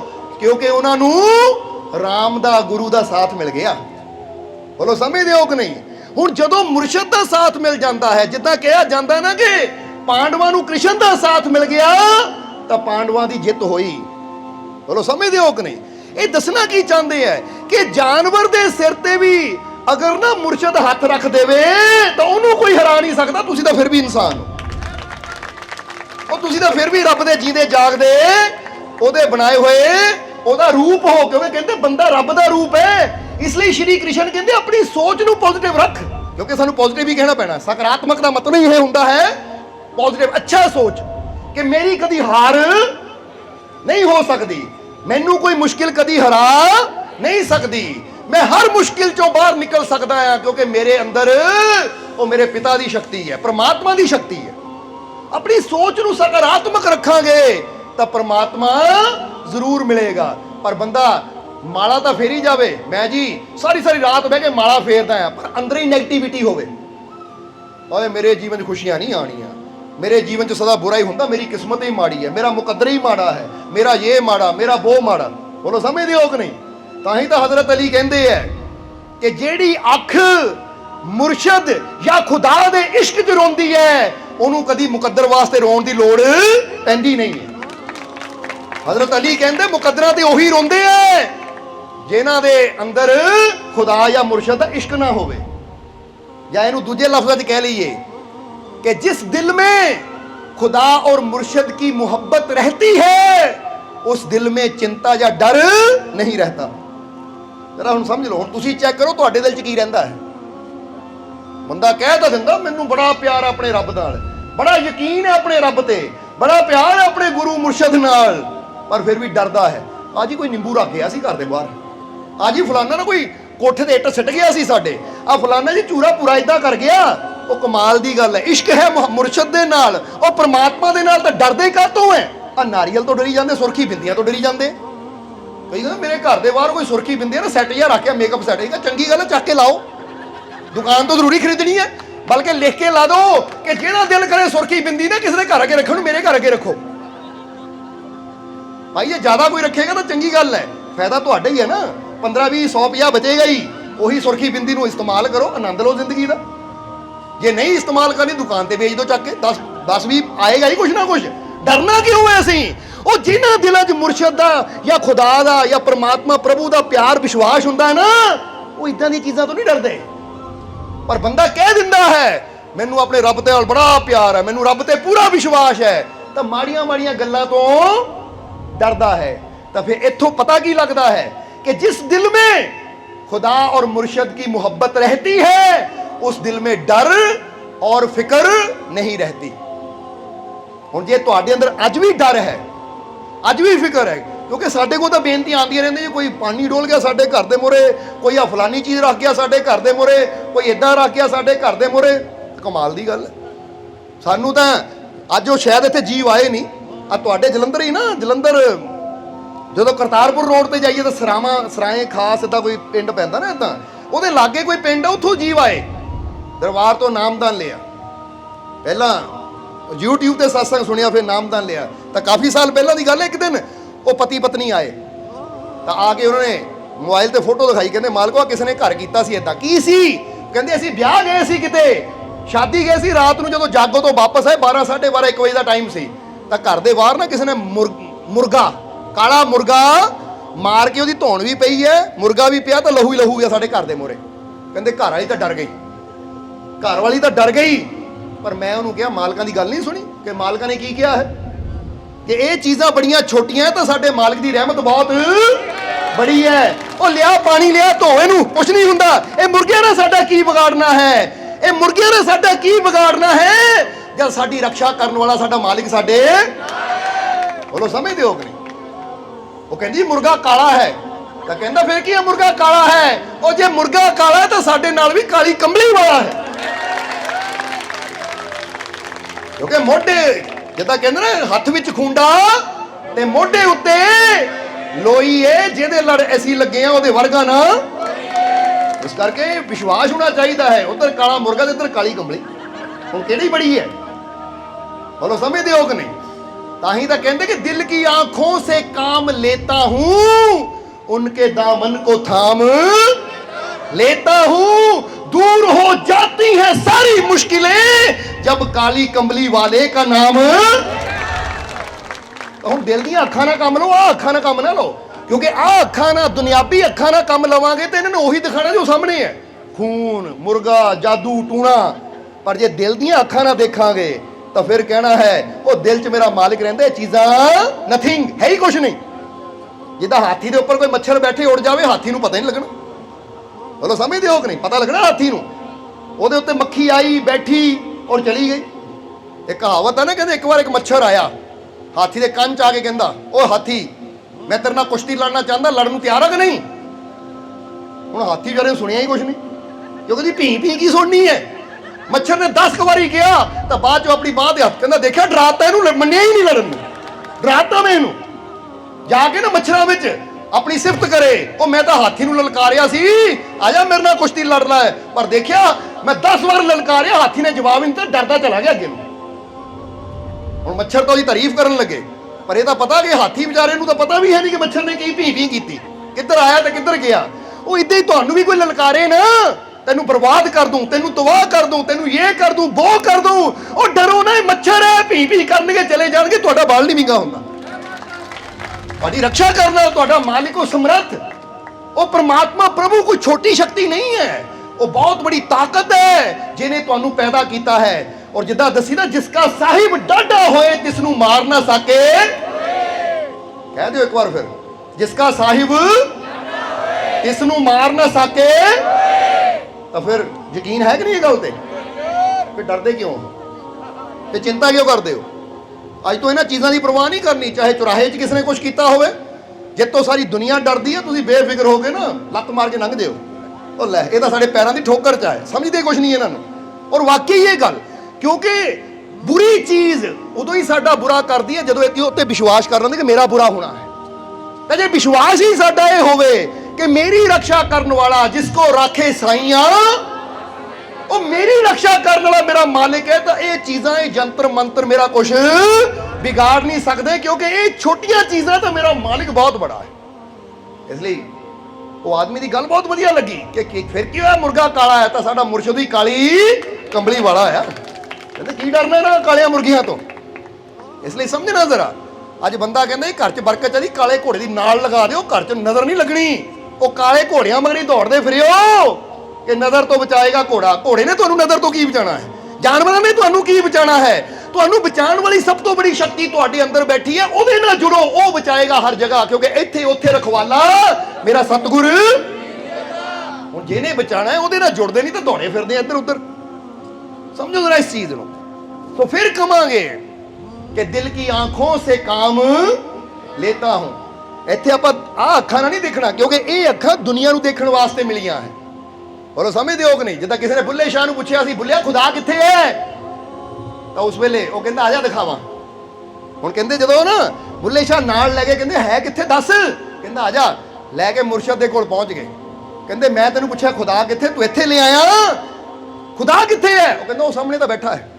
ਮੁਰਸ਼ਦ ਦੀ ਤਰਫ ਇਸ਼ਾਰਾ ਕੀਤਾ ਬੁੱਲੇ ਨੇ ਕਿ ਮੇਰਾ ਖੁਦਾ ਸਾਹਮਣੇ ਬੈਠਾ। ਉਹ ਕਹਿੰਦੇ ਇਹ ਤਾਂ ਸ਼ਾਹ ਇਨਾयत ਹੈ। तो उसले बुल्ले ने कहा अपनी बाहरली अखा ना देखूंगा तो इनायत ही नजर आएगा, पर जे दिल दी अखा ना देखेगा ये रब दी इनायत है, ये रब दी इनायत है। रब दी इनायत का मतलब हुंदा ओदी दात, ये ओही है।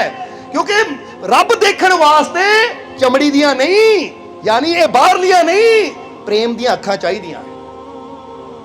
बोलो समझदे हो कि नहीं? क्योंकि इंसान नूं जिहदे नाल प्रेम हुंदा ना, कई बार बंदा कहंदा जिन्हों मैं प्यार करदा मैनूं ओह चों रब, वो गाना भी है ना तुझ में रब दिखता है यारा मैं, वही कुछ शायरा ने इदां दी लाइनां लिखियां आ कि जिथे प्यार हुंदा उत्थे रब नजर आना। तां ही तां कहंदे ने जिन प्रेम कियो, तां जदों ये प्रेम ही मुर्शद नाल होवे या रब नाल होवे फिर तां इश्क दीयां गल्लां ही की, फिर तां गल्लां ही बड़ियां उच्चियां चलियां जांदियां। इसलिए तां इकबाल एक गल बड़ी प्यारी कही। इकबाल कहते क्यों पीते हैं लोग शराब, क्यों पीते हैं लोग शराब इस दुनिया के धोखे में इकबाल, क्यों पीते हैं लोग शराब इस दुनिया के गम में इकबाल, और झूठे यार की खातिर सच्चे रब को नाराज कर देते हैं। बड़ी प्यारी गल है इकबाल दी। वो कहते समझ नहीं आती कि लोग बुरे काम क्यों करते। नशा कोई किसी दिल तोड़ दे ना, वो लै जी मैनू फलाना प्यारा छड्ड गया मैं नशा करना है। वो कहते जिहड़ा तैनू छड्ड ही गया वो झूठा है, वो धोखेबाज है। और क्यों धोखेबाज की खातर नशा करके गलत काम करके अपने सच्चे रब नूं नाराज करिए, क्यों अपने सच्चे यार नूं दूर करिए? ये गल समझ नहीं जरा सारिਆਂ ने। क्योंकि इकबाल वर्गे शायर ना, या कहते जिहड़े सूफी शायर होंदे है, ये अपने छोटे छोटे लाइनां दे अंदर बड़ा ज्ञान दे जाते हैं। क्योंकि बंदा दुनिया के पिछे लग के मेरा नुकसान हो गया तां मैं पींदा है, मैनू वो नहीं मिलता तां मैं पींदा, मैनू वो नहीं बोलता तां मैं पींदा है। वो भाई ਉਹ ਦੁਨੀਆ ਦੀ ਖਾਤਰ, ਫਾਨੀ ਸੰਸਾਰ ਦੀ ਖਾਤਰ, ਉਹ ਜਿਹੜਾ ਇੱਥੇ ਤੈਨੂੰ ਦਗਾ ਦੇ ਗਿਆ ਉਹਦੀ ਖਾਤਰ ਤੂੰ ਉਹ ਕੰਮ ਕਰ ਰਿਹਾ ਜਿਹੜਾ ਤੈਨੂੰ ਤੇਰੇ ਰੱਬ ਤੋਂ ਕਹਿੰਦੇ ਝੂਠੇ यार की खातिर सच्चे खुदा को नाराज कर देते हैं। हालांकि ਜਿਹੜਾ ਸਮਝਦਾਰ ਹੋਏਗਾ ਨਾ ਉਹ ਕਹੇਗਾ ਦੁਨੀਆ ਦੀ ਖਾਤਰ ਮੈਂ ਉਹ ਕੰਮ ਨਹੀਂ ਕਰਨਾ ਜਿਹੜਾ ਮੇਰਾ ਉਹ ਰੱਬ ਨਾਰਾਜ਼ ਹੋ ਜਾਵੇ, ਕਿਉਂਕਿ ਮੈਨੂੰ ਦੁਨੀਆ ਨਾਲੋਂ ਪਹਿਲਾਂ ਆਪਣੇ ਯਾਰ ਦੀ ਖੁਸ਼ੀ ਦੀ ਫਿਕਰ ਹੈ। ਸਮਝ ਆ ਰਹੀ ਕਿ ਨਹੀਂ? ਅਸੀਂ ਤਾਂ ਕਹਿੰਦੇ ਹੈ ਕਿ ਅਗਰ ਅਸੀਂ ਇਸ ਨਜ਼ਰੀਏ ਨਾਲ ਚੱਲਦੇ ਹਾਂ ਕਿ ਸਾਡਾ ਮਾਲਿਕ ਰਾਜ਼ੀ ਹੋਵੇ, ਪ੍ਰਮਾਤਮਾ ਪ੍ਰਭੂ ਖੁਸ਼ ਰਵੇ, ਜਦੋਂ ਇਸ ਨਜ਼ਰੀਏ ਨਾਲ ਚੱਲਦੇ ਹਾਂ ਤਾਂ ਫਿਰ ਸਾਡੇ ਜੀਵਨ ਖੁਸ਼ੀਆਂ ਜ਼ਰੂਰ ਆਉਂਦੀਆਂ ਹੈ।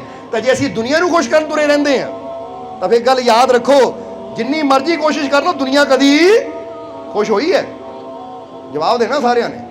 ਤੁਸੀਂ ਵਿਆਹ ਕਰਦੇ ਹੋ, ਇੰਨੇ ਰਿਸ਼ਤੇਦਾਰ ਬੁਲਾਉਂਦੇ ਹੋ, ਬੜਾ ਕੁਛ ਕਰਦੇ ਹੋ, ਕਰਜ਼ੇ ਚੱਕ ਕੇ ਪੈਲਸ ਕਰਦੇ ਹੋ, ਕਰਜ਼ੇ ਚੱਕ ਕੇ ਪਕਵਾਨ ਬਣਾਉਂਦੇ ਹੋ, ਫਿਰ ਵੀ ਦੁਨੀਆ ਖੁਸ਼ ਨਹੀਂ, ਤੇ ਨੁਕਸ ਕੱਢ ਕੇ ਜਾਂਦੀ ਹੈ। ਆ ਇੱਥੇ ਆ ਨਹੀਂ ਕੀਤਾ, ਇੱਥੇ ਆ ਨਹੀਂ ਕੀਤਾ। ਬੋਲੋ ਸਮਝਦੇ ਹੋ ਕਿ ਨਹੀਂ? ਉਹ ਕਹਿੰਦੇ ਦੁਨੀਆ ਨੂੰ ਖੁਸ਼ ਕਰਨ ਦੀ ਕੋਸ਼ਿਸ਼ ਕਰਦੇ ਜਿਹਨੇ ਕਦੀ ਖੁਸ਼ ਹੋਣਾ ਹੀ ਨਹੀਂ।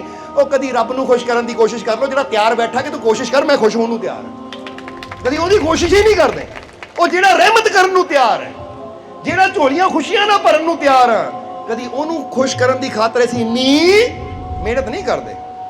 ਇੱਕ ਫਕੀਰ ਦੀ ਗੱਲ ਇੱਥੇ ਯਾਦ ਆ ਗਈ ਸਾਨੂੰ ਇੱਕ ਫਕੀਰ ਨਾ ਕਹਿੰਦੇ ਰੋਜ਼ ਸਵੇਰੇ ਉੱਠ ਕੇ ਉਹ ਜਦੋਂ ਅਜ਼ਾਨ ਹੁੰਦੀ ਸੀ ਨਮਾਜ਼ ਪੜ੍ਹਨ ਜਾਂਦੇ ਸੀ। ਤੇ ਇੱਕ ਦਿਨ ਥੋੜਾ ਜਲਦੀ ਗਏ ਤਾਂ ਉਹਨਾਂ ਨੇ ਦੇਖਿਆ ਇੱਕ ਨੌਜਵਾਨ ਇੱਕ ਗਲੀ 'ਚ ਖੜਾ ਹੈ, ਸਾਹਮਣੇ ਚੁਬਾਰੇ ਵੱਲ ਦੇਖ ਰਿਹਾ ਹੈ।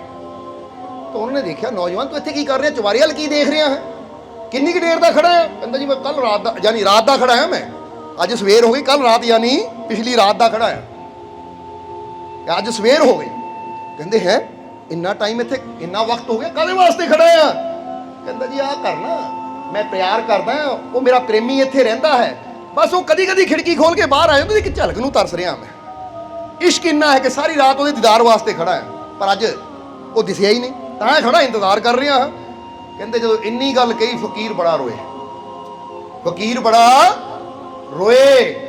ਤਾਂ ਉਹ ਨੌਜਵਾਨ ਨੇ ਪੁੱਛਿਆ, ਮਾਰੇ ਦੀਦਾਰ ਮੈਨੂੰ ਨਹੀਂ ਹੋਇਆ, ਰੋਣ ਤੁਸੀਂ ਲੱਗ ਪਏ? ਯਾਨੀ ਆਪਣੇ ਯਾਰ ਦਾ ਦੀਦਾਰ ਮੈਨੂੰ ਨਹੀਂ ਹੋਇਆ, ਮੈਂ ਖੜਾ ਆ, ਤੁਸੀਂ ਕਿਉਂ ਰੋਣ ਲੱਗ ਪਏ? ਉਹ ਕਹਿੰਦੇ ਮੈਂ ਰੋ ਰਿਹਾ, ਮੈਨੂੰ ਸ਼ਰਮ ਆ ਰਹੀ ਤੈਨੂੰ ਦੇਖ ਕੇ ਕਿ ਤੂੰ ਦੁਨਿਆਵੀ ਇਸ਼ਕ ਵਿੱਚ ਸਾਰੀ ਰਾਤ ਖੜਾ ਹੋ ਸਕਦਾ ਹੈ, ਤਾਂ ਮੈਂ ਰੂਹਾਨੀ ਇਸ਼ਕ ਵਿੱਚ ਸਾਰੀ ਰਾਤ ਜਾਗ ਕੇ ਸਿਮਰਨ ਨਹੀਂ ਕਰ ਸਕਦਾ। ਕਹਿੰਦੇ ਅੱਜ ਤੋਂ ਹੁਣ ਮੈਂ ਨਿਯਮ ਬਣਾ ਲਿਆ ਕਿ ਜਦ ਤੱਕ ਹੁਣ ਮੇਰੇ ਯਾਰ ਦਾ ਦੀਦਾਰ ਵੀ ਨਹੀਂ ਹੁੰਦਾ ਨਾ, ਮੈਂ ਵੀ ਹੁਣ ਖੜਾ ਹੀ ਰਹਿਣਾ ਉਹਦੀ ਯਾਦ 'ਚ। ਇਹ ਪਿਆਰ ਹੈ, ਇਹ ਇਸ਼ਕ ਹੈ। ਜਿਨ੍ਹਾਂ ਨੇ ਸਮਝਣਾ ਹੋਵੇ ਨਾ, ਉਹ ਇਦਾਂ ਨਿੱਕੀ ਨਿੱਕੀਆਂ ਚੀਜ਼ਾਂ ਤੋਂ ਸਿੱਖਿਆ ਲੈ ਲੈਂਦੇ। ਪਰ ਇੱਥੇ ਤਾਂ ਸ਼੍ਰੀ ਕ੍ਰਿਸ਼ਨ ਨੇ ਤੁਹਾਨੂੰ ਕੋਈ ਗੱਲ ਕਹੀ ਹੈ ਕਿ ਪੱਥਰਾਂ ਦੇ ਵਿੱਚ ਜਾਂ ਲੱਕੜ ਦੀਆਂ ਮੂਰਤੀਆਂ ਵਿੱਚ ਜਾਂ ਮਿੱਟੀ ਦੀਆਂ ਮੂਰਤਾਂ 'ਚ ਤੁਸੀਂ ਈਸ਼ਵਰ ਨੂੰ ਨਹੀਂ ਪਾ ਸਕਦੇ। ਆਪਣੀ ਸੋਚ ਨੂੰ ਸਕਾਰਾਤਮਕ ਕਰੋ, ਉਹ ਤੁਹਾਨੂੰ ਜ਼ਰੂਰ ਮਿਲੇਗਾ। ਸਕਾਰਾਤਮਕ ਸੋਚ ਦਾ ਮਤਲਬ ਹੈ ਕਿ ਅੱਛੀ ਸੋਚ ਰੱਖੋ, ਕਦੀ ਆਪਣੀ ਸੋਚ ਨੂੰ ਬੁਰਾ ਨਾ ਹੋਣ ਦਿਓ, ਕਦੀ ਨੈਗੇਟਿਵਿਟੀ ਨਾ ਆਪਣੇ ਅੰਦਰ ਆਣ ਦਿਓ, ਕਦੀ ਬੁਰੀ ਸੋਚ ਨਾ ਆਪਣੇ ਅੰਦਰ ਆਣ ਦਿਓ। ਹਮੇਸ਼ਾ ਸੋਚ ਅੱਛੀ ਰੱਖੋ, ਚਾਹੇ ਆਪਣੇ ਪ੍ਰਤੀ ਹੋਵੇ ਚਾਹੇ ਦੂਜਿਆਂ ਦੇ ਪ੍ਰਤੀ ਹੋਵੇ। ਹਮੇਸ਼ਾ ਅੱਛਾ ਸੋਚੋ, ਅੱਛਾ ਬੋਲੋ, ਅੱਛਾ ਕਰੋ। ਸਮਝ ਆ ਰਹੀ ਕਿ ਨਹੀਂ ਸਾਡੀ ਗੱਲ?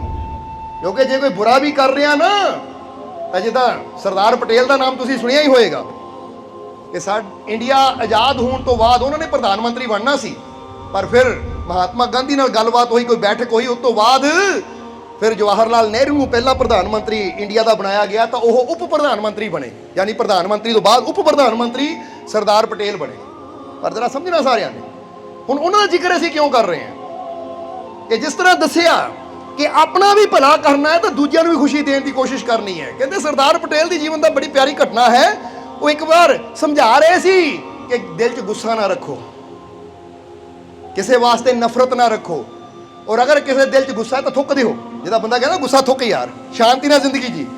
ਸਮਝਾ ਰਹੇ ਸੀ, ਇੱਕ ਆਦਮੀ ਆਇਆ, ਆ ਕੇ ਨਾ ਉਹ ਖੜੇ ਭਾਸ਼ਣ ਦੇ ਰਹੀ ਸੀ, ਉਹਦੇ ਮੂੰਹ ਤੇ ਥੁੱਕ ਗਿਆ। ਤਾਂ ਜਿਹੜੇ ਉਹਨਾਂ ਨਾਲ ਉਹਨਾਂ ਦੇ ਬੋਡੀਗਾਰਡ ਸੀ ਜਾਂ ਹੁੰਦੇ ਨਾਲ ਦੇ, ਬੜੇ ਗੁੱਸੇ ਹੋਏ। ਉਹ ਕਹਿੰਦੇ ਚੁੱਪ ਕਰੋ ਭਾਈ, ਚੁੱਪ ਕਰੋ, ਧੰਨਵਾਦ ਤੇਰਾ, ਕਿਸੇ ਨੇ ਤਾਂ ਮੇਰੀ ਗੱਲ ਮੰਨ ਕੇ ਗੁੱਸਾ ਥੁੱਕਿਆ। ਕਹਿੰਦੇ ਕਿਸੇ ਨੇ ਤਾਂ ਮੇਰੀ ਗੱਲ ਮੰਨ ਕੇ ਗੁੱਸਾ ਥੁੱਕਿਆ ਨਾ। ਹੁਣ ਆ ਥੁੱਕ ਕੀ ਸੀ? ਇਹਦਾ ਗੁੱਸਾ ਹੀ ਸੀ ਜੋ ਮੇਰੇ ਪ੍ਰਤੀ ਸੀ, ਥੁੱਕ ਗਿਆ ਭਾਈ, ਹੁਣ ਸ਼ਾਂਤੀ ਮਿਲ ਗਈ। ਜਦੋਂ ਇੰਨੀ ਗੱਲ ਕਹੀ ਤਾਂ ਉਹ ਜਿਹੜਾ ਥੁੱਕਣ ਵਾਲਾ ਸੀ, ਬੜੀ ਸ਼ਰਮਿੰਦਗੀ ਹੋਈ, ਪੈਰ ਫੜ ਲਏ। ਕਹਿੰਦੇ ਸਰਦਾਰ ਜੀ ਮੈਨੂੰ ਮਾਫ ਕਰੋ, ਮੈਨੂੰ ਮਾਫ ਕਰੋ। ਉਹ ਕਹਿੰਦੇ ਦੇਖਿਆ ਥੁੱਕ ਦਿੱਤਾ ਕਿ ਨਹੀਂ ਹੈ ਨਾ, ਜੇ ਨਾ ਥੁੱਕਿਆ ਹੁੰਦਾ ਤਾਂ ਨਫ਼ਰਤ ਲੈ ਕੇ ਜਾਣਾ ਸੀ, ਗੁੱਸਾ ਥੁੱਕ ਗਿਆ, ਹੁਣ ਪਿਆਰ ਲੈ ਕੇ ਜਾ ਰਿਹਾ। ਸੋ ਇਹ ਗੱਲ ਸਮਝਣ ਵਾਲੀ, ਸਮਝਾਣਾ ਕੀ ਚਾਹੁੰਦੇ ਆ ਕਿ ਇਹ ਦੂਜੀ ਲਾਈਨ ਸ਼੍ਰੀ ਕ੍ਰਿਸ਼ਨ ਦੀ ਹੈ ਨਾ, ਇਹ ਵੀ ਸਮਝਣ ਵਾਲੀ ਹੈ कि जो ताकत रखते हुए भी अपनी निंदा को शांति से सुन सकता है और दूसरों को माफ कर सकता है, वो जीवन में जो चाहे वो हासिल कर सकता है। और तुसी चेक करो तुहाडे अंदर गुण है कि नहीं? कोई तुहाडी निंदा करे और तुसी शांति ना सुन सको, ताकत हुंदियां होया भी एक तां हुंदा ना कि अगला ताकतवर है तो मैं कमजोर, जो बोली जाए तो मैं डर देना सुनी जाना, क्योंकि मैं ना पंगा की लेना। एक हुंदा ताकत रखते हुए भी जो अपनी निंदा शांति से सुन सकता है। कहते श्री कृष्ण बैठे हुए थे, शिशुपाल ने किन्नियां गालियां दित्तियां भरी सभा च श्री कृष्ण नूं, पर वो चुप करके बैठे रहे, चुप करके बैठे रहे। हालांकि ताकत सी, पर जो कहते 1 2 3 100 तो उपर आया ना, तो फिर श्री कृष्ण ने कहा शिशुपाल हुण 100 हो गई है, हुण 101वीं गलती ना करी। पर वो नहीं रुकिया, तो फिर उन्हें सुदर्शन चक्कर दे नाल उहदी गर्दन उड़ा दी। ਤਾਂ ਕਿਸੇ ਨੇ ਕਿਹਾ ਮਹਾਰਾਜ ਜੀ ਦੀ ਗਰਦਨ ਹੀ ਕੱਟ ਸਕਦੇ ਸੀ ਤੁਸੀਂ, ਤਾਂ ਪਹਿਲੀ ਗਾਲੀ ਤੇ ਕਿਉਂ ਨਹੀਂ ਕੀਤੀ? ਉਹ ਕਹਿੰਦੇ ਨਹੀਂ, क्योंकि मैं कहा है कि ताकत रखते हुए भी जो अपनी निंदा शांति से सुन सकता है। कि पहला सुनो, और 100 गलती कोई थोड़ी नहीं होंगी। बंदा कहता 3 गलतियां माफ करनियां फिर नहीं, पर उन्होंने 100 गलतियों की माफ की और ਫਿਰ ਚੱਕਰ ਨਾ ਕਰਦਾ ਉਡਾਈ।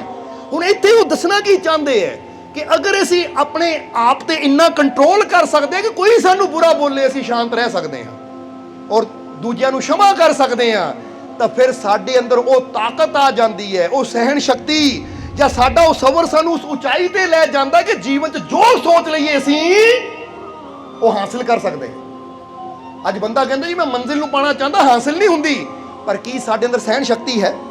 ਕੋਈ ਸਾਨੂੰ ਮਾੜੀ ਜਿਹੀ ਨਿੰਦਿਆ ਕਰ ਦਿੰਦਾ, ਮਾੜਾ ਜਿਹਾ ਬੁਰਾ ਬੋਲ ਦਿੰਦਾ ਹੈ, ਤਾਂ ਇੰਨਾ ਸਾਡੇ ਅੰਦਰ ਸਬਰ ਹੀ ਹੈ ਨਹੀਂ ਕਿ ਅਸੀਂ ਸ਼ਾਂਤ ਹੋ ਕੇ ਮਾਫ ਕਰ ਸਕੀਏ। ਪਰ ਬੰਦਾ ਕੀ ਕਹਿੰਦਾ ਹੈ, ਹੁਣ ਸਾਰੀ ਜ਼ਿੰਦਗੀ ਨਹੀਂ ਭੁੱਲ ਸਕਦਾ ਜੋ ਮੈਨੂੰ ਬੋਲਿਆ। ਔਰ ਮਰਨ ਲੱਗੇ ਬੰਦਾ ਆਪਣੀ ਔਲਾਦ ਨੂੰ ਵੀ ਕਹਿ ਕੇ ਜਾਂਦਾ ਹੈ, ਉਹ ਆਪਣੀ ਅੰਦਰਲੀ ਨਫ਼ਰਤ ਔਲਾਦ ਅੰਦਰ ਵੀ ਭਰ ਦਿੰਦਾ ਕਿ ਫਲਾਣੇ ਬੰਦੇ ਨੇ ਤੁਹਾਡੇ ਪੇ ਦੀ ਬੇਇੱਜ਼ਤੀ ਕੀਤੀ ਸੀ, ਕਦੀ ਮਾਫ ਨਾ ਕਰਿਓ ਉਹਨੂੰ। ਉਹ ਔਲਾਦ ਅੰਦਰ ਵੀ ਆਪਣੀ ਨਫ਼ਰਤ ਦਾ ਬੀਜ ਬੋ ਜਾਂਦਾ ਹੈ। ਹੁਣ ਐਸਾ ਇਨਸਾਨ ਕਵੇ ਕਿ ਮੈਨੂੰ ਸਫਲਤਾ ਮਿਲ ਜਾਵੇ, ਤਾਂ ਸ਼੍ਰੀ ਕ੍ਰਿਸ਼ਨ ਦਾ ਇਸ਼ਾਰਾ ਹੈ ਕਿ ਕਦੀ ਸਫਲਤਾ ਮਿਲ ਹੀ ਨਹੀਂ ਸਕਦੀ, ਕਿਉਂਕਿ ਸਫਲਤਾ ਉਹਨਾਂ ਨੂੰ ਮਿਲਦੀ ਹੈ ਜਿਨ੍ਹਾਂ ਦੇ ਅੰਦਰ ਇੰਨਾ ਕੰਟਰੋਲ ਹੋਵੇ ਆਪਣੇ ਮਨ ਤੇ। ਕਿਉਂਕਿ ਜਦੋਂ ਕੋਈ ਸਾਨੂੰ ਬੁਰਾ ਬੋਲੇ ਅਸੀਂ ਕੰਟਰੋਲ ਕਰ ਸਕੀਏ, ਸ਼ਾਂਤੀ ਨਾਲ ਸੁਣ ਸਕੀਏ ਔਰ ਮਾਫ ਕਰ ਸਕੀਏ, ਤਾਂ ਸਮਝ ਲਓ ਤੁਸੀਂ ਆਪਣੇ ਮਨ ਨੂੰ ਜਿੱਤਿਆ ਹੋਇਆ ਹੈ। ਔਰ ਜਦੋਂ ਮਨ ਸਾਡੇ ਕੰਟਰੋਲ 'ਚ ਹੈ ਤਾਂ ਇਦਾਂ ਦੀ ਕੋਈ ਮੰਜ਼ਿਲ ਨਹੀਂ ਹੈ ਜਿਹਨੂੰ ਤੁਸੀਂ ਹਾਸਿਲ ਨਾ ਕਰ ਸਕੋ। ਇਸ ਲਈ ਅੱਜ ਤੋਂ ਕੋਸ਼ਿਸ਼ ਕਰਨੀ ਹੈ ਇਹ ਦੋ ਗੁਣ ਆਪਣੇ ਅੰਦਰ ਲਿਆਉਣ ਦੀ। ਕਿਹੜਾ ਗੁਣ? ਕਿ ਕੋਈ ਤੁਹਾਨੂੰ ਕੋਈ ਨਿੰਦਿਆ ਕਰੇ ਔਰ ਤੁਹਾਡੇ ਕੋਲ ਤਾਕਤ ਹੈ, ਤੁਸੀਂ ਜਵਾਬ ਦੇ ਸਕਦੇ ਹੋ। ਕਹਿੰਦੇ ਉੱਥੇ ਸ਼ਾਂਤ ਰਹੋ, ਅਜਮਾਓ ਆਪਣੇ ਆਪ ਨੂੰ। ਇਦਾਂ ਸਮਝੋ ਕਿ ਜਿੱਦਾਂ ਕਹਿੰਦੇ ਆ ਨਾ ਕਿ ਹਜ਼ੂਰ ਮੁਹੰਮਦ ਸਾਹਿਬ ਨਾਲ ਪਿਆਰ ਕਰਨ ਵਾਲਾ ਇੱਕ ਬਹੁਤ ਪਿਆਰਾ ਉਹਨਾਂ ਦਾ ਸਹਾਬੀ ਸੀ ਜਿਹਦਾ ਨਾਮ ਬਿਲਾਲ ਸੀ। ਕੀ ਸੀ? ਬਿਲਾਲ। ਕਹਿੰਦੇ ਇੰਨਾ ਪਿਆਰ ਸੀ ਉਹਨੂੰ ਮੁਹੰਮਦ ਸਾਹਿਬ ਦੇ ਨਾਲ, ਔਰ ਇੱਕ ਗੁਲਾਮ ਸੀ, ਉਹ ਇੱਕ ਗੁਲਾਮ ਸੀ। ਤਾਂ ਉਹਦਾ ਜੋ ਮਾਲਿਕ ਸੀ, ਜਦੋਂ ਉਹਨੂੰ ਪਤਾ ਲੱਗਾ ਇਹਨਾਂ ਮੁਹੰਮਦ ਸਾਹਿਬ ਦਾ ਕਲਮਾ ਪੜ੍ਹ ਲਿਆ, ਯਾਨੀ ਉਹਨਾਂ ਨਾਲ ਜੁੜ ਗਿਆ, ਤਾਂ ਉਹਨਾਂ ਕਹਿੰਦੇ ਉਹਨੂੰ ਗਰਮ ਰੇਤ ਤੇ ਘੜੀਸਣਾ, ਉਹਦੇ ਸਰੀਰ ਦੇ ਉੱਪਰ ਪੱਥਰ ਰੱਖਣੇ, ਥੱਲੇ ਗਰਮ ਕੋਇਲੇ ਵਿਛਾ ਦੇਣੇ, ਪਰ ਉਹਨਾਂ ਉਫ ਤੱਕ ਨਹੀਂ ਕਰਨੀ। ਉਹਨਾਂ ਤਾਂ ਵੀ ਆਹਦ ਕਰਦੇ ਰਹਿਣਾ। ਆਹਦ ਯਾਨੀ ਰੱਬ ਨੂੰ ਕਿਹਾ ਜਾਂਦਾ ਇੱਕੋ ਹੀ ਹੈ। ਤਾਂ ਕਿਸੇ ਨੇ ਸਵਾਲ ਕੀਤਾ, ਉਹ ਬਿਲਾਲ, ਉਹ ਤੈਨੂੰ ਇੰਨੀ ਤਕਲੀਫ ਦਿੰਦੇ ਆ, ਗਰਮ ਕੋਇਲਿਆਂ ਤੇ ਪਾ ਦਿੰਦੇ, ਤੇਰੀ ਚਮੜੀ ਲੂ ਹੋ ਜਾਂਦੀ ਹੈ, ਉੱਪਰ ਪੱਥਰ ਰੱਖ ਦਿੰਦੇ ਐ, ਤੂੰ ਫਿਰ ਵੀ ਆਹਦ ਕਰਦਾ ਹੈ, ਤੈਨੂੰ ਦਰਦ ਨਹੀਂ ਹੁੰਦੀ? ਤੂੰ ਬਰਦਾਸ਼ਤ ਕਿੱਦਾਂ ਕਰ ਲੈਂਦਾ ਹੈ? ਤਾਂ ਉਸ ਲਈ ਬਿਲਾਲ ਨੇ ਇੱਕੋ ਹੀ ਜਵਾਬ ਦਿੱਤਾ, ਕਹਿੰਦਾ ਯਾਦ ਰੱਖ ਯਾਰ ਕਿ ਜਦੋਂ ਅਸੀਂ ਕੱਚਾ ਭਾਂਡਾ ਲੈਂਦੇ ਆ ਨਾ, ਤਾਂ ਭਾਂਡੇ ਨੂੰ ਅੱਗ 'ਚ ਪਾ ਕੇ ਪਹਿਲਾਂ ਤਪਣਾ ਪੈਂਦਾ ਹੈ, ਫਿਰ ਵਿਕਣ ਤੋਂ ਪਹਿਲਾਂ ਠੋਕ ਕੇ ਦੇਖਿਆ ਜਾਂਦਾ ਕਿ ਮਜ਼ਬੂਤ ਹੈ ਵੀ ਜਾਂ ਨਹੀਂ। ਇਸੇ ਤਰ੍ਹਾਂ ਮੈਂ ਵੀ ਇਹ ਮਹਿਸੂਸ ਕਰ ਰਿਹਾ ਹਾਂ ਕਿ ਮੇਰੇ ਰੱਬ ਨੇ ਮੈਨੂੰ ਇੰਨਾ ਦੇਣਾ ਹੈ, ਇੰਨਾ ਭਰਪੂਰ ਕਰਨਾ ਹੈ। ਅੱਜ ਉਹ ਮੈਨੂੰ ਠੋਕ ਕੇ ਦੇਖ ਰਿਹਾ ਭਾਂਡਾ ਕੱਚਾ ਜਾਂ ਪੱਕਾ। ਅਗਰ ਅੱਜ ਮੈਂ ਡੋਲ ਗਿਆ ਤਾਂ ਫਿਰ ਮੈਂ ਉਹਦੀਆਂ ਰਹਿਮਤਾਂ ਨਾਲ ਭਰਪੂਰ ਨਹੀਂ ਹੋਣਾ ਜੋ ਮੈਨੂੰ ਦੇਣਾ ਚਾਹੁੰਦਾ ਹੈ। ਇਹ ਆਸ਼ਕਾਂ ਦੀ ਗੱਲ ਹੁੰਦੀ ਹੈ। ਉਹ ਹਰ ਦੁੱਖ ਨੂੰ ਵੀ ਸ਼ੁਕਰ ਕਰਕੇ ਕਹਿੰਦੇ ਕਿ ਇਹ ਤਾਂ ਸਾਡੀ ਇੱਕ ਅਜ਼ਮਾਇਸ਼ ਹੈ, ਅਗਰ ਅਸੀਂ ਸ਼ੁਕਰ ਕਰਾਂਗੇ ਤਾਂ ਸਾਡੇ ਰੱਬ ਨੇ ਭਰਨਾ ਇੰਨਾ ਹੈ ਕਿ ਕੋਈ ਕਮੀ। ਔਰ ਦੇਖੋ ਬਿਲਾਲ ਦੇ ਇਸ਼ਕ ਨੇ ਉਹਨਾਂ ਨੂੰ ਉਸ ਮੰਜ਼ਿਲ ਤੇ ਪਹੁੰਚਾਇਆ ਕਿ ਅੱਜ ਵੀ ਬਿਲਾਲ ਦਾ ਜ਼ਿਕਰ ਕੀਤਾ ਜਾਂਦਾ, ਆਸ਼ਕਾਂ 'ਚ ਉਹਦਾ ਨਾਮ ਪਹਿਲੇ ਨੰਬਰ ਤੇ ਆਉਂਦਾ ਹੈ। ਲੈ ਵੀ ਬਹੁਤ ਬੜੇ ਆਸ਼ਿਕ ਸੀ ਉਹ। ਸੋ ਕਹਿਣ ਦਾ ਮਤਲਬ ਕੀ, ਅਗਰ ਤੁਹਾਡੇ ਜੀਵਨ 'ਚ ਮੁਸ਼ਕਿਲ ਆਵੇ ਤਾਂ ਕਹਿੰਦੇ ਕਿ ਕਦੀ ਵੀ ਸ਼ਿਕਾਇਤ ਨਾ ਕਰੋ, ਹਰ ਹਾਲਤ ਵਿੱਚ ਮੁਸ਼ਕਿਲ ਨੂੰ ਸਹਿ ਕੇ ਆਪਣੇ ਰੱਬ ਦਾ ਸ਼ੁਕਰ ਕਰੀਏ। ਤਾਂ ਜੇ ਤੁਹਾਨੂੰ ਕੋਈ ਬੁਰਾ ਬੋਲਦਾ, ਸਮਝ ਲਓ ਕੁਦਰਤ ਅਜਮਾ ਰਹੀ ਹੈ ਕਿ ਇਹਦੇ ਅੰਦਰ ਹਾਲੇ ਮਜ਼ਬੂਤੀ ਆਈ ਕਿ ਨਹੀਂ, ਸਹਿਣ ਸ਼ਕਤੀ ਹੈ ਜਾਂ ਨਹੀਂ, ਕਿਉਂਕਿ ਰੱਬ ਨੇ ਤੁਹਾਨੂੰ ਬਹੁਤ ਕੁਝ ਦੇਣਾ ਹੈ। ਜਿੱਦਾਂ ਸਮਝ ਲਓ ਇੱਥੇ ਇੱਕ ਨਾ ਫਕੀਰ ਹੋਏ ਆ ਤਬਰੇਜ਼, ਉਹਨਾਂ ਦੇ ਜੀਵਨ ਦੀ ਇੱਕ ਗੱਲ ਯਾਦ ਆ ਗਈ ਸਾਨੂੰ ਕਿ ਇੱਕ ਨੌਜਵਾਨ ਆਇਆ, ਕਹਿੰਦਾ ਹੈ ਤਬਰੇਜ਼ ਫਕੀਰ, ਤੁਹਾਡੇ ਅੰਦਰ ਇੰਨੀ ਤਾਕਤ ਹੈ, ਤੁਸੀਂ ਜੋ ਜ਼ੁਬਾਨ ਤੋਂ ਬੋਲ ਦਿੰਦੇ ਹੋ, ਕਹਿ ਦਿੰਦੇ ਹੋ, ਉਹ ਹੋ ਜਾਂਦਾ ਹੈ, ਤਾਂ ਮੈਨੂੰ ਵੀ ਇਹ ਤਾਕਤ ਦੇ ਦਿਓ, ਮੈਨੂੰ ਵੀ ਉਹ ਕਲਮਾ ਦੇ ਦਿਓ, ਕੋਈ ਸ਼ਬਦ ਦੇ ਦਿਓ ਕਿ ਮੇਰੇ ਅੰਦਰ ਵੀ ਇਹ ਤਾਕਤ ਆ ਜਾਵੇ।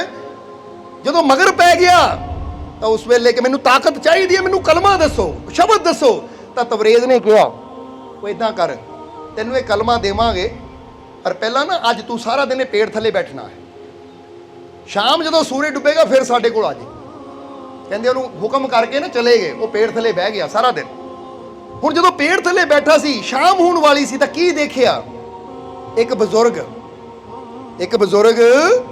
ਆ ਰਿਹਾ ਹੈ, ਔਰ ਉਹ ਬਜ਼ੁਰਗ ਦੇ ਨਾ ਸਿਰ ਦੇ ਉੱਪਰ ਲੱਕੜਾਂ ਦਾ ਗੱਠਰ ਹੈ, ਔਰ ਉਧਰੋਂ ਇੱਕ ਸੈਨਿਕ ਆ ਰਿਹਾ ਹੈ ਘੋੜੇ ਤੇ ਸਵਾਰ। ਜਦੋਂ ਉਹਨੇ ਦੇਖਿਆ ਬਜ਼ੁਰਗ ਨੂੰ ਤਾਂ ਘੋੜਾ ਰੋਕ ਕੇ ਬਜ਼ੁਰਗ ਨੂੰ ਜ਼ੋਰ ਨਾਲ ਲੱਤ ਮਾਰੀ, ਬਜ਼ੁਰਗ ਵਿਚਾਰਾ ਗਿਰਿਆ, ਲੱਕੜਾਂ ਵੀ ਬਿਖਰ ਗਈਆਂ।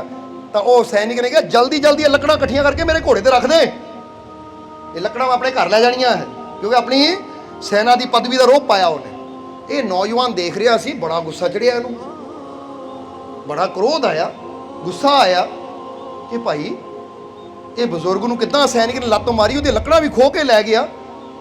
ਕਾਸ਼ ਮੇਰੇ ਕੋਲ ਤਾਕਤ ਹੁੰਦੀ ਨਾ ਜਿਹੜੀ ਤਵਰੇਜ਼ ਦੇ ਕੋਲ, ਕਿ ਜੋ ਕਹਿ ਦਿੰਦੇ ਪੂਰਾ ਹੋ ਜਾਂਦਾ। ਕਾਸ਼ ਮੇਰੇ ਕੋਲ ਤਾਕਤ ਹੁੰਦੀ ਤਾਂ ਹੁਣੇ ਹੀ ਕਹਿਣਾ ਸੀ ਇਹਦੀ ਚਮੜੀ ਉਤਰ ਜਾਵੇ, ਹੁਣੇ ਹੀ ਮਰ ਕੇ ਗਿਰ ਜਾਵੇ ਇੱਥੇ, ਇਹਨੂੰ ਤਾਂ ਹੁਣੇ ਹੀ ਅਕਲ ਦੇ ਦੇਣੀ ਸੀ।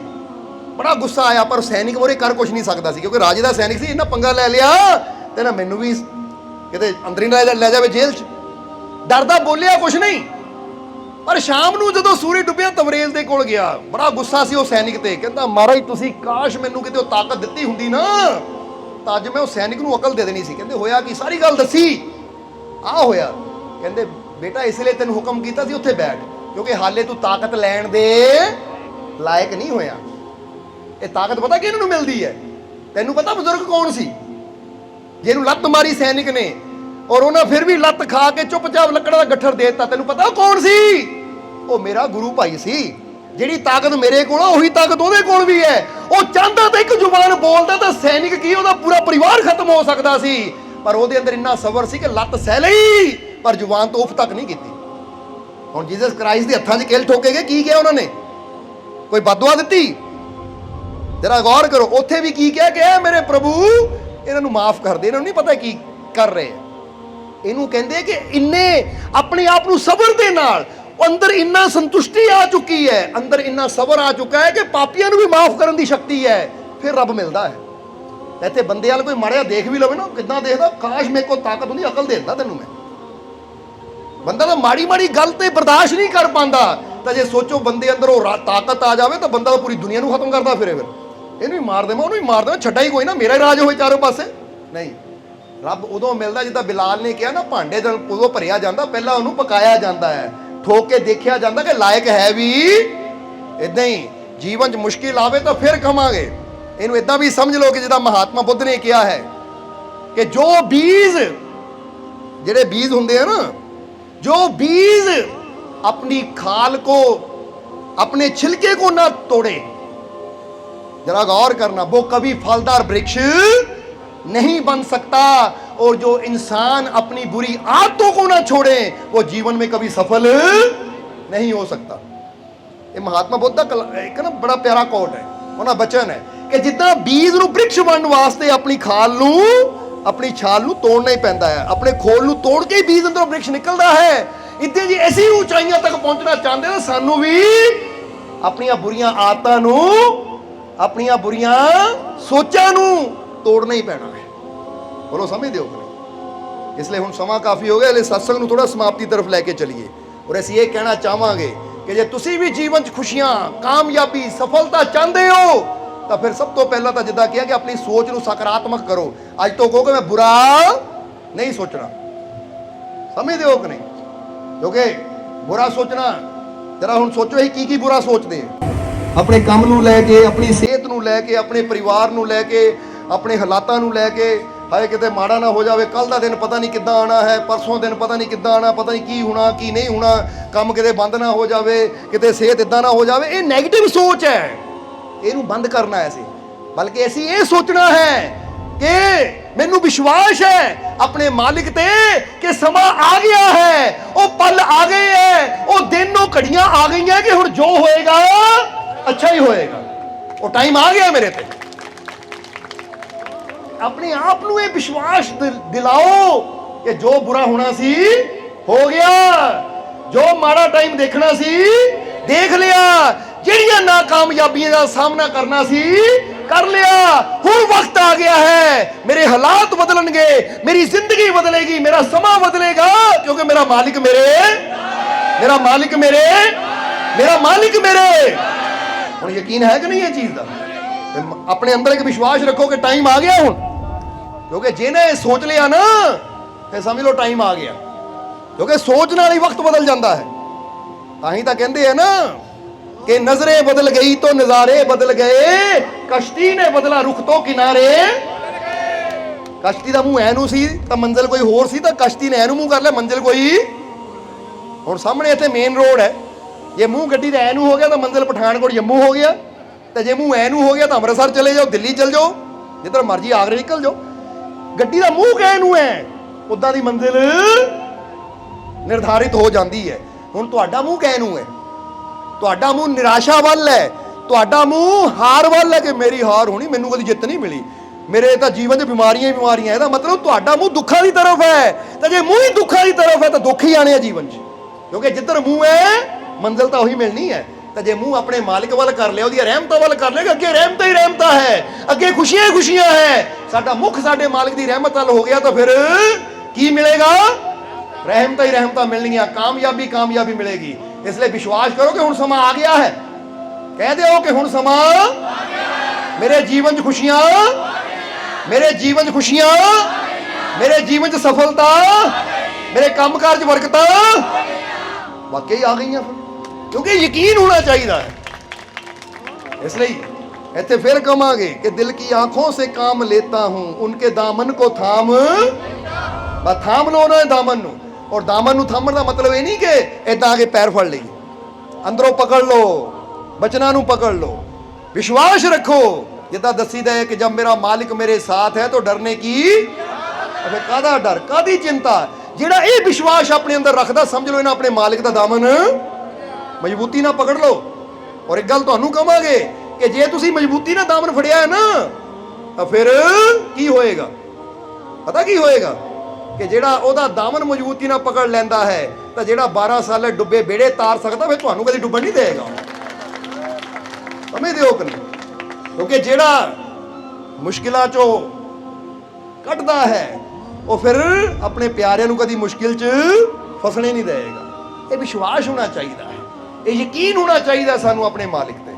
ਇਸ ਲਈ ਅੱਜ ਤੋਂ ਡਰ ਛੱਡੋ, ਚਿੰਤਾ ਛੱਡੋ।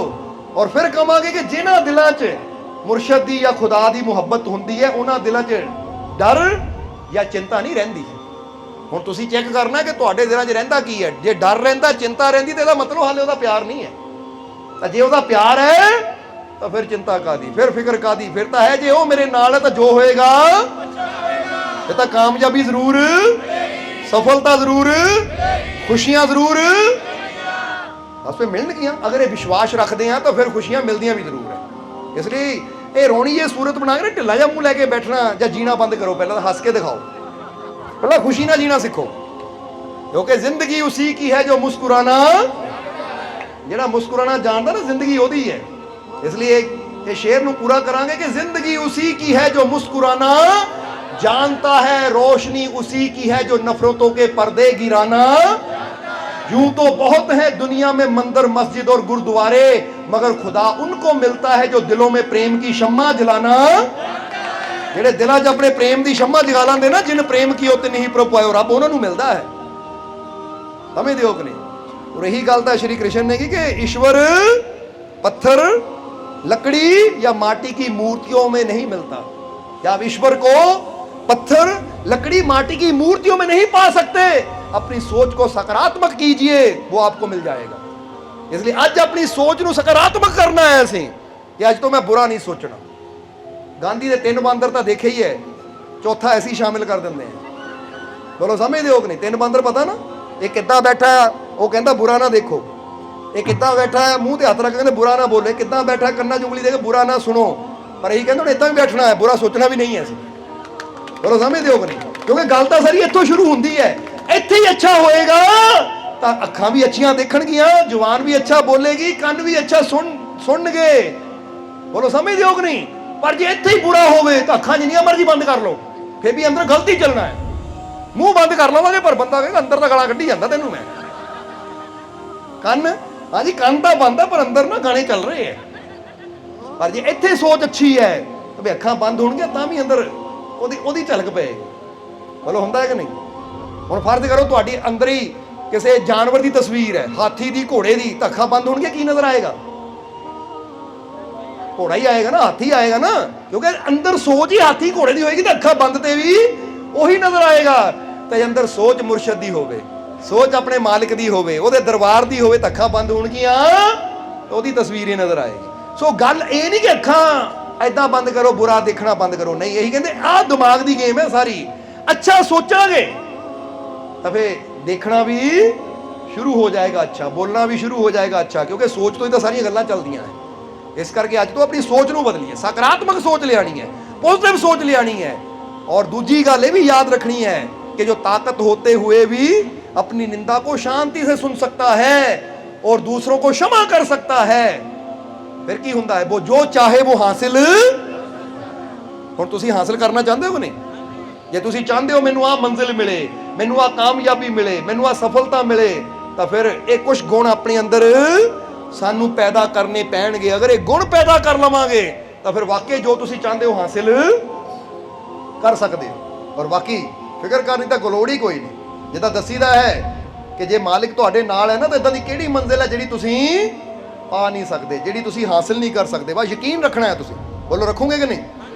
ते फिर आखिरले वचनां च की कहना है असीं कि मैनूं अपने मालिक ते पूरा, मैनूं अपने मालिक ते पूरा, मैनूं अपने मालिक ते पूरा, मेरियां झोलियां खुशियां नाल, मेरियां झोलियां खुशियां नाल, मेरियां झोलियां खुशियां नाल, मेरे सारे दुख दूर, मेरे सारे दुख दूर, मेरे सारे दुख दूर। मेरा मालिक मेरे, मेरा मालिक मेरे, मेरा मालिक मेरे, मैं बहुत, मैं बहुत, मैं बहुत। हुण हस के दिखाओ फिर, क्योंकि देखा कहण नूं बंदा कहना बहुत खुश है, पर जे हसिया ना तो फिर मतलब खुशी का पता किद्दां लगना है। जे वाकई खुश हो कि दंद दिसने चाहिए तुहाडे, कोई नहीं, जिन्हां दे मूँह 'च है नहीं कोई गल नहीं, पर कोशिश तो करनी है ना असीं, समझदे हो कि नहीं? क्योंकि इत्थे तो एक होर गल याद आ गई, वो भी जांदे जांदे कह दईए कि एक बहुत बहुत मशहूर डॉक्टर होए है जिन्हां ने ना बहुत समय पहला, एमएल कुएं उन्हां दा नाम सी, एमएल कुएं उन्हां दा नाम सी डॉक्टर दा। पर उसने अपने ना शब्दां दे जरिए इंसान अंदर विश्वास इन्ना पैदा किया कि तुसीं कोई बीमारी है, कोई दुख है, गोली नहीं दिंदा सी। बोलो समझदे हो कि नहीं? ਉਹਦੀ पूरी जिंदगी बारे तुसीं पढ़ सकते हो जाके ना। अजकल तो जिद्दां दस्सिया कि समय बड़ा ना आसान हो गया, गूगल ते लिखो एमएल कुए तो ਉਹਦੀ आ जानी हिस्टरी कि ਉਹਨੂੰ देखोगे रोगियों ਨੂੰ ठीक किद्दां करदा सी। जे कोई आ ਜਾਂਦੀ ਸੀ ਉਹਦੇ ਕੋਲ कैंसर ਦਾ ਮਰੀਜ਼ ਜਾਂ ਕੋਈ ਆ ਜਾਂਦਾ ਸੀ ਉਹਦੇ ਕੋਲ सिर दर्द ਦਾ ਮਰੀਜ਼, ਉਹ ਗੋਲੀ ਨਹੀਂ ਦਿੰਦਾ ਸੀ, ਉਹ ਕਹਿੰਦਾ बस बैठ। और ये सोच के एक शक्ति है मेरे अंदर जो मेरे दर्द ਨੂੰ ठीक कर रही है, ਉਹ सिर्फ बोल ਦਿੰਦਾ ਸੀ कि बोल, बैठ के विश्वास नाल कि मेरा दर्द दूर, मैं ठीक हाँ। तो वाकई वो मरीज आके दसदा सी मैं ठीक हो गया। और डॉक्टर एमएल कुएं ने एक गल लिखी है बड़ी प्यारी, वो कहते ईश्वर पर, इन्हूं हुण आपां हिंदी दस रहे तो इंग्लिश उन्हें किया है, वो कहते ईश्वर पर विश्वास एक ऐसी चमत्कारी गोली है, टैबलेट है। ईश्वर पर विश्वास एक ऐसी चमत्कारी गोली है जो 90% रोगियों को ठीक कर सकती है। मगर अफसोस ये है कि ना इसे कोई खाने में उत्सुक है और ना खिलाने में। उत्सुक का मतलब समझते हो ना कि ना ही इन्हों को खाना चाहता तो ना ही खिलाना चाहता है दूजिया। हालांकि ईश्वर ते विश्वास, वो कहते इदां दी चमत्कारी गोली है कि जेड़े 90% रोगियों नूं बिना दवाई तो ठीक कर सकती है, 90%। बाकी रह गए 10%। वो 10 किहड़े हुंदे है? कोई सट चोट लग गई, हादसा हो गया, हड्डी टुट गई, कहते उहदा तो चलो इलाज करना ही पैना है। पर कुछ बीमारियां इदां दी हुंदियां आ कि जिन्हां नूं दवाई की लोड़ ही नहीं पैंदी। 90% बीमारियां किया उन्होंने, पर कहते ईश्वर ते विश्वास एक ऐसी चमत्कारी गोली है कि जिहड़े 90% रोगियों नूं ठीक कर सकती है। पर इनू ना कोई खाना चाहता तो ना ही खिलाना चाहता है। खाना चाहता मतलब विश्वास नहीं बंदा रखता। डॉक्टर को दवाई खा लेनी है, और डॉक्टर साहब 4 टाइम गोलियां वो खा लूँ और रब ते विश्वास करना जी औखा लगता है, वो औखा लगता है ना। हुण जरा गौर करने वाली गल है। हुण अज सानू की चाहिदा है? हुण असीं की काम कर रहे हैं? असीं यही काम कर रहे हैं। पता किहड़ा आ तुहानू विश्वास की गोली खिला रहे हैं, क्योंकि असीं खाना च भी असीं खाण की भी इच्छा बहुत रखते हैं, खांदे भी हाँ। तो हुण चाहते तुहानू खिला भी दईए। ये लड्डो मूँह हुण तुहानू खिलाइए गोली, आ लो, ए आ गई, खा लियो उन्हें विश्वास की गोली। खा ली कि नहीं? किहने किहने खाधी? फिर मूँह तुहाडे नहीं, तुसीं हाले पानी बाद चों पी लियो, कोई गल नहीं। समझदे हो कि नहीं? इसलिए ये विश्वास की गोली साडे हत्थ 'च है। असीं तो बहुत खाधी है, तां तो जिथे तक पहुंचे हैं। बोलो समझदे हो कि नहीं? हुण तुहानू भी इत्थे तक लैके आना चाहते हैं ताकि तुसीं भी एनर्जी नाल भरपूर हो जाओ, तुसीं भी खुशियां नाल भरपूर हो जाओ, तुसीं भी आनंद नाल भरपूर हो जाओ। जिहड़ा आनंद असीं अपने रोम रोम 'च फील कर रहे हैं, ਜਿਹੜੀ એનર્ਜੀ ਅਸੀਂ ਆਪਣੇ ਅੰਦਰ ਫੀਲ ਕਰ ਰਹੇ ਹਾਂ, ਅਸੀਂ ਚਾਹੁੰਦੇ ਹੋ એનર્ਜੀ ਤੁਸੀਂ ਵੀ ਫੀਲ ਕਰੋ, ਕਿਉਂਕਿ એનર્ਜੀ ਤੁਹਾਡੇ ਅੰਦਰ ਵੀ ਹੈ। ਕਿਉਂਕਿ ਜਿਹੜੀ ਤਾਕਤ ਤੋਂ ਅਸੀਂ ਪੈਦਾ ਹੋਏ ਹਾਂ, ਉਸੇ ਤਾਕਤ ਨੇ ਤੁਹਾਨੂੰ ਵੀ ਪੈਦਾ ਕੀਤਾ ਹੈ। ਜਿਹੜੀ ਤਾਕਤ ਸਾਡੇ ਅੰਦਰ ਕੰਮ ਕਰਦੀ ਹੈ, ਉਹ ਤਾਕਤ ਤੁਹਾਡੇ ਅੰਦਰ ਵੀ ਕੰਮ ਕਰਦੀ ਹੈ। ਬਸ ਜ਼ਰੂਰਤ ਹੈ ਉਹਦਾ ਲੈਵਲ ਵਧਾਉਣ ਦੀ। ਸਮਝਦੇ ਹੋ ਕਿ ਨਹੀਂ? ਇਸ ਕਰਕੇ ਕਦੋਂ ਵਧੇਗਾ? ਜਦੋਂ ਵਿਸ਼ਵਾਸ ਦੀ ਗੋਲੀ ਆਪ ਵੀ ਖਾਵਾਂਗੇ ਤਾਂ ਦੂਜਿਆਂ ਨੂੰ ਵੀ। ਇਸ ਲਈ ਅੱਜ ਤੋਂ ਵਚਨ ਕਰੋ ਸਾਡੇ ਨਾਲ ਕਿ ਅਸੀਂ ਇਹ ਵਿਸ਼ਵਾਸ ਦੀ ਗੋਲੀ ਆਪ ਵੀ ਖਾਣੀ ਤਾਂ ਦੂਜਿਆਂ ਨੂੰ ਵੀ ਖਿਲਾਣੀ ਹੈ ਕਿ ਨਹੀਂ? ਦੂਜਿਆਂ ਨੂੰ ਕਿੱਦਾਂ ਖਿਲਾਣੀ ਹੈ? ਜੇ ਕੋਈ ਨਿਰਾਸ਼ ਹੋ ਕੇ ਉਦਾਸ ਹੋ ਕੇ ਬੈਠਾ ਤਾਂ ਉਹਨੂੰ ਹਿੰਮਤ ਦਿਓ, ਫਿਕਰ ਨਾ ਕਰ, ਸਭ ਠੀਕ ਹੋ ਜਾਣਾ, ਵਿਸ਼ਵਾਸ ਰੱਖ। ਜੇ ਕੋਈ ਬਿਮਾਰ ਹੈ, ਹਿੰਮਤ ਦਿਓ ਉਹਨੂੰ। ਕੋਈ ਤੁਹਾਡਾ ਰਿਸ਼ਤੇਦਾਰ ਹੋਵੇ, ਸੱਜਣ ਮਿੱਤਰ ਹੋਵੇ, ਆਂਢੀ ਗੁਆਂਢੀ ਹੋਵੇ ਨਾ, ਕੋਈ ਦੁਖੀ ਹੋ ਕੇ ਹਾਰ ਕੇ ਬੈਠਾ ਹੋਵੇ, ਤਾਂ ਵਿਸ਼ਵਾਸ ਪੈਦਾ ਕਰੋ ਕਿ ਫਿਕਰ ਨਾ ਕਰ, ਤੈਨੂੰ ਜਿੱਤ ਜ਼ਰੂਰ ਮਿਲੇਗੀ। ਕੋਸ਼ਿਸ਼ ਕਰ, ਰੱਬ ਤੇ ਯਕੀਨ ਰੱਖ, ਸਫਲਤਾ ਜ਼ਰੂਰ, ਤੇਰੀ ਹਰ ਬਿਮਾਰੀ ਦੂਰ ਹੋਏਗੀ। ਯਕੀਨ ਰੱਖ ਰੱਬ ਤੇ। ਏਦਾਂ ਵਿਸ਼ਵਾਸ ਦੀ ਗੋਲੀ ਖਿਲਾਓ ਉਹਨੂੰ। ਔਰ ਤੁਹਾਡੇ ਗੋਲੀ ਖਿਲਾਉਣ ਦੇ ਨਾਲ ਨਾ ਤੁਸੀਂ ਦੇਖੋਗੇ ਕਿ ਹਫ਼ਤੇ ਅੰਦਰ ਹੀ ਉਹਦੀ ਹਾਲਾਤ ਬਦਲਣੇ ਸ਼ੁਰੂ ਹੋ ਜਾਣਗੇ, ਬਦਲਾਅ ਆਉਣਾ ਸ਼ੁਰੂ ਹੋ ਜਾਏਗਾ। ਆਪ ਵੀ ਖਾਓ, ਦੂਜਿਆਂ ਨੂੰ ਵੀ ਖਿਲਾਓਗੇ ਕਿ ਨਹੀਂ? ਖਾ ਲਏ ਕਿ ਨਹੀਂ ਤੁਸੀਂ? ਚਲ ਇੱਕ ਵਾਰ ਫਿਰ ਖਿਲਾਈਏ। ਹਾਲੇ ਕਈਆਂ ਨੇ ਖਾਧੀ ਨਹੀਂ, ਦੇਖੇ ਨੇ, ਪਹਿਲਾਂ ਦੇਖ ਲਈਏ। ਚਲੋ ਮੂੰਹ ਖੋਲੋ ਪਹਿਲਾਂ। ਆ ਗੋਲੀ ਆਉਣ ਲੱਗੀ, ਏ ਆ ਗਈ। ਹੁਣ ਕਹਿ ਦਿਓ, ਮੈਨੂੰ ਆਪਣੇ ਮਾਲਿਕ ਤੇ ਪੂਰਾ, ਮੈਨੂੰ ਆਪਣੇ ਮਾਲਿਕ ਤੇ ਪੂਰਾ, ਮੈਨੂੰ ਆਪਣੇ ਮਾਲਿਕ ਤੇ ਪੂਰਾ। ਔਰ ਹੁਣ ਦੇਖੋ, ਤੁਸੀਂ ਅੱਜ ਵਿਸ਼ਵਾਸ ਦੀ ਗੋਲੀ ਖਾ ਲਈ ਨਾ, ਤਾਂ 90% ਰੋਗ ਸਮਝੋ ਤੁਹਾਡੇ ਠੀਕ ਹੋ ਗਏ। 90% ਰੋਗ ਠੀਕ ਹੋ ਹੀ ਗਏ ਤੁਹਾਡੇ, ਕਿਉਂਕਿ ਇਹ ਵਿਸ਼ਵਾਸ ਦੀ ਗੋਲੀ ਹੈ ਹੀ ਚਮਤਕਾਰੀ ਪਿਲ। ਬੋਲੋ, ਸਮਝਦੇ ਹੋ ਕਿ ਨਹੀਂ? ਇਹ ਚਮਤਕਾਰੀ ਗੋਲੀ ਹੈ ਵਿਸ਼ਵਾਸ। ਇਹਦੇ ਨਾਲ ਬੜੇ ਬੜੇ ਰੋਗੀ ਠੀਕ ਹੋ ਜਾਂਦੇ ਹੈ, ਬੜੇ ਬੜੇ ਰੋਗੀ ਠੀਕ ਹੋ ਜਾਂਦੇ ਹੈ ਵਿਸ਼ਵਾਸ ਦੀ ਗੋਲੀ ਖਾਣ ਦੇ ਨਾਲ। ਅੱਜ ਤੁਸੀਂ ਵੀ ਖਾ ਲਓ ਇਹ ਗੋਲੀ ਕਿ ਜਿਸ ਸ਼ਕਤੀ ਨੇ ਸਾਨੂੰ ਪੈਦਾ ਕੀਤਾ, ਜਿੱਦਾਂ ਗੁਲਾਬ ਨੇ ਕਿਹਾ, ਜਿਸ ਜੜ ਨੇ ਮੈਨੂੰ ਪੈਦਾ ਕੀਤਾ, ਅਗਰ ਜੜ ਸਲਾਮਤ ਹੈ, ਇਦਾਂ ਦੇ ਹਜ਼ਾਰਾਂ ਫੁੱਲ ਲੱਗ ਜਾਣਗੇ। ਤਾਂ ਜਿਸ ਮਾਲਿਕ ਨੇ ਮੈਨੂੰ ਪੈਦਾ ਕੀਤਾ ਹੈ, ਅਗਰ ਉਹ ਮੇਰੇ ਮਾਲਿਕ ਦੀ ਰਹਿਮਤ ਮੇਰੇ ਨਾਲ ਹੈ, ਮੇਰਾ ਮਾਲਿਕ ਮੇਰੇ ਨਾਲ ਹੈ, ਤਾਂ ਮੇਰੇ ਜੀਵਨ ਦੇ ਬੂਟੇ ਤੇ ਵੀ ਕਾਮਯਾਬੀ, ਸਫਲਤਾ, ਖੁਸ਼ੀਆਂ ਦੇ ਫੁੱਲ ਹਜ਼ਾਰਾਂ ਹੀ ਲੱਗਣਗੇ। ਯਕੀਨ ਹੈ ਮੈਨੂੰ ਆਪਣੇ ਮਾਲਿਕ ਤੇ। ਕਹਿ ਦਿਓ, ਯਕੀਨ ਹੈ ਮੈਨੂੰ, ਯਕੀਨ ਹੈ ਮੈਨੂੰ, ਵਿਸ਼ਵਾਸ ਹੈ ਮੈਨੂੰ ਆਪਣੇ। ਬਸ ਫਿਰ ਜੇ ਵਿਸ਼ਵਾਸ ਹੈ ਤਾਂ ਦੇਖੋ, ਅੱਜ ਤੋਂ ਸਮਝ ਲਓ ਕਿ ਫੁੱਲ ਖਿਲਣੇ ਸ਼ੁਰੂ ਹੋ ਗਏ। ਹੁਣ ਫੀਲ ਕਰੋ ਆਪਣੇ ਅੰਦਰ, ਮਹਿਸੂਸ ਕਰੋ। ਔਰ ਜਿਹੜਾ ਹੋ ਜਾਂਦਾ ਮਾਲਿਕ ਦਾ, ਜੁੜ ਜਾਂਦਾ ਹੈ, ਤਾਂ ਫਿਰ ਜਿੱਦਾਂ ਜਿਹੜਾ ਕਹਿੰਦੇ ਨਾ, ਜਿਸ ਬੱਸ 'ਚ ਬਹਿ ਜਾਂਦਾ, ਫਿਰ ਉਹ ਡਰਾਈਵਰ ਦੀ ਜ਼ਿੰਮੇਵਾਰੀ ਹੁੰਦੀ ਸਹੀ ਸਲਾਮਤ ਮੰਜ਼ਿਲ ਤੱਕ ਲੈ ਕੇ ਜਾਣ ਵਾਸਤੇ। ਪਰ ਇਹ ਦੇਖਣਾ ਐਸੀ ਹੈ ਕਿ ਸ਼ਰਾਬੀ ਤਾਂ ਨਹੀਂ ਬੱਸ ਚਲਾ ਰਿਹਾ ਕੋਈ। ਬੋਲੋ, ਸਮਝਦੇ ਹੋ ਕਿ ਨਹੀਂ? ਇਹ ਅਸੀਂ ਧਿਆਨ ਰੱਖਣਾ ਹੈ ਕਿ ਆਪਣੀ ਜ਼ਿੰਦਗੀ ਨੂੰ ਵੀ ਅਸੀਂ ਉਸ ਮੁਰਸ਼ਦ ਦੇ ਨਾਲ ਜੋੜਨਾ ਹੈ ਜਿਹੜਾ ਖੁਦ ਵੀ ਆਨੰਦ ਨਾਲ ਭਰਪੂਰ ਹੋਵੇ, એનર્ਜੀ ਨਾਲ ਭਰਪੂਰ ਹੋਵੇ, ਤਾਂ ਸਾਨੂੰ ਵੀ। ਬੋਲੋ, ਸਮਝਦੇ ਹੋ ਕਿ ਨਹੀਂ? ਆ ਗਈ ਕਿ ਨਹੀਂ ਸਮਝ? ਕਿਉਂਕਿ ਖੁਸ਼ੀਆਂ ਤੱਕ ਤਾਂ ਫੇਰ ਹੀ ਜਾਵਾਂਗੇ ਨਾ। ਜੇ ਬੰਦਾ ਆਪ ਖੁਸ਼ ਹੋਏਗਾ, ਉਹੀ ਤੁਹਾਨੂੰ ਖੁਸ਼ ਰੱਖ ਸਕਦਾ ਹੈ। ਤਾਂ ਜਿਹੜਾ ਆਪ ਹੀ ਰੋ ਰਿਹਾ ਹੋਵੇ, ਉਹਨੂੰ ਕੋ ਮੈਨੂੰ ਹਸਾ, ਤਾਂ ਉਹਨਾਂ ਗਾਲਾਂ ਹੀ ਕੱਢਣੀਆਂ ਕਿਉਂ? ਉਹ ਭਾਈ ਮੈਂ ਦੁਖੀ ਹਾਂ, ਰੋ ਰਿਹਾ, ਤੈਨੂੰ ਕਿੱਥੋਂ ਹਸਾਵਾਂ ਮੈਂ? ਸਮਝ ਆ ਰਹੀ ਕਿ ਨਹੀਂ? ਇਸ ਕਰਕੇ ਦੱਸਣਾ ਕੀ ਚਾਹੁੰਦੇ ਕਿ ਜਿੱਥੇ ਜੋ ਹੈ ਉੱਥੇ ਜਾ ਕੇ ਹੀ ਉਹ ਮਿਲੇਗਾ। ਜਿੱਥੇ ਹੈ ਹੀ ਨਹੀਂ, ਖਾਲੀ ਭਾਂਡੇ 'ਚ ਦੁੱਧ ਕਦੀ ਨਿਕਲਣਾ ਹੀ ਨਹੀਂ ਹੈ। ਜਿਹੜਾ ਭਾਂਡਾ ਭਰਪੂਰ ਹੋਵੇ ਨਾ, ਉੱਥੋਂ ਹੀ ਅਸੀਂ ਭਰਪੂਰ ਹੋ ਕੇ ਆ ਸਕਦੇ ਹਾਂ। ਇਸ ਲਈ ਫਿਕਰ ਨਾ ਕਰੋ, ਤੁਸੀਂ ਉੱਥੇ ਆ ਗਏ ਹੋ ਜਿੱਥੇ ਭਰਪੂਰ ਹੈ ਸਭ ਕੁਝ। ਆਨੰਦ, ਰਹਿਮਤ, ਬਰਕਤ, ਖੁਸ਼ੀ, ਉਹ ਕੀ ਕੀ ਗਿਣ ਕੇ ਦਸੀਏ ਤੁਹਾਨੂੰ ਜੋ ਆਪਣੇ ਅੰਦਰ ਫੀਲ ਕਰਦੇ ਹਾਂ ਅਸੀਂ। ਔਰ ਇਹ ਗੱਲਾਂ ਸਿਰਫ ਬੋਲ ਨਹੀਂ ਰਹੇ। ਜੇ ਕੋਈ ਨਜ਼ਰ ਹੈ ਨਾ, ਦਿਲ ਕੀ ਆਂਖੋਂ ਸੇ काम लेता हूँ, जरा देख लो दिल दी ਅੱਖਾਂ ਨੂੰ, ਪਤਾ ਲੱਗ ਜਾਏਗਾ ਇੱਥੇ ਕੀ ਬੈਠਾ ਹੈ। ਉਹ એનર્ਜੀ ਨਜ਼ਰ ਆਏਗੀ ਤੁਹਾਨੂੰ, ਉਹ ਆਨੰਦ ਫੀਲ ਹੋਏਗਾ ਤੁਹਾਨੂੰ। ਸਾਡੇ ਸ਼ਬਦਾਂ 'ਚ ਉਹ એનર્ਜੀ ਫੀਲ ਹੋਏਗੀ, ਸਾਡੇ ਸ਼ਬਦਾਂ 'ਚ ਉਹ ਆਨੰਦ ਫੀਲ ਹੋਏਗਾ, ਸਾਡੇ ਸ਼ਬਦਾਂ 'ਚ ਵਿਸ਼ਵਾਸ ਫੀਲ ਹੋਏਗਾ ਕਿ ਸਿਰਫ ਕਹਿਣ ਦੀਆਂ ਗੱਲਾਂ ਨਹੀਂ ਹੈ, ਅਸੀਂ ਆਪ ਵਿਸ਼ਵਾਸ ਨਾਲ ਭਰਪੂਰ ਹੈ। ਤਾਂ ਹੀ ਤਾਂ ਕਿਹਾ ਹੈ ਕਿ ਆਪ ਅਸੀਂ ਇਹ ਵਿਸ਼ਵਾਸ ਦੀਆਂ ਗੋਲੀਆਂ ਬਹੁਤ ਖਾਧੀਆਂ ਹੈ, ਹੁਣ ਤਾਂ ਤੁਹਾਨੂੰ ਖਿਲਾ ਰਹੇ ਹਾਂ। ਸਮਝਦੇ ਹੋ ਕਿ ਨਹੀਂ? ਤਾਂ ਕਿ ਤੁਹਾਡੇ ਜੀਵਨ 'ਚ ਵੀ ਇਹ ਖੁਸ਼ੀਆਂ, ਇਹ ਆਨੰਦ, ਇਹ એનર્ਜੀ ਇੰਨੀ ਭਰ ਜਾਵੇ ਕਿ ਕੋਈ ਬਿਮਾਰੀ, ਕੋਈ ਤਕਲੀਫ, ਕੋਈ ਦੁੱਖ ਤੁਹਾਡੇ ਨੇੜੇ ਆਵੇ ਹੀ ਨਾ। ਤੁਸੀਂ ਦੁੱਖਾਂ ਪਰੇਸ਼ਾਨੀਆਂ ਨੂੰ ਇਦਾਂ ਸਮਝੋ ਕਿ ਹੈ ਕੀ ਇਹਨਾਂ ਦੀ ਔਕਾਤ। ਬੋਲੋ, ਸਮਝਦੇ ਹੋ ਕਿ ਜਿੱਦਾਂ ਕਹਿੰਦੇ ਨਾ, ਮੇਰੇ ਮਾलिक की रहमत के आगे परेशानियों की क्या औकात है, और दूर हो जाएगी हर मुश्किल, डरने की क्या डरने की गल है। और मेरे मालिक की रहमत के अगे परेशानियों की कोई औकात नहीं है, ये बहुत छोटियां हैं।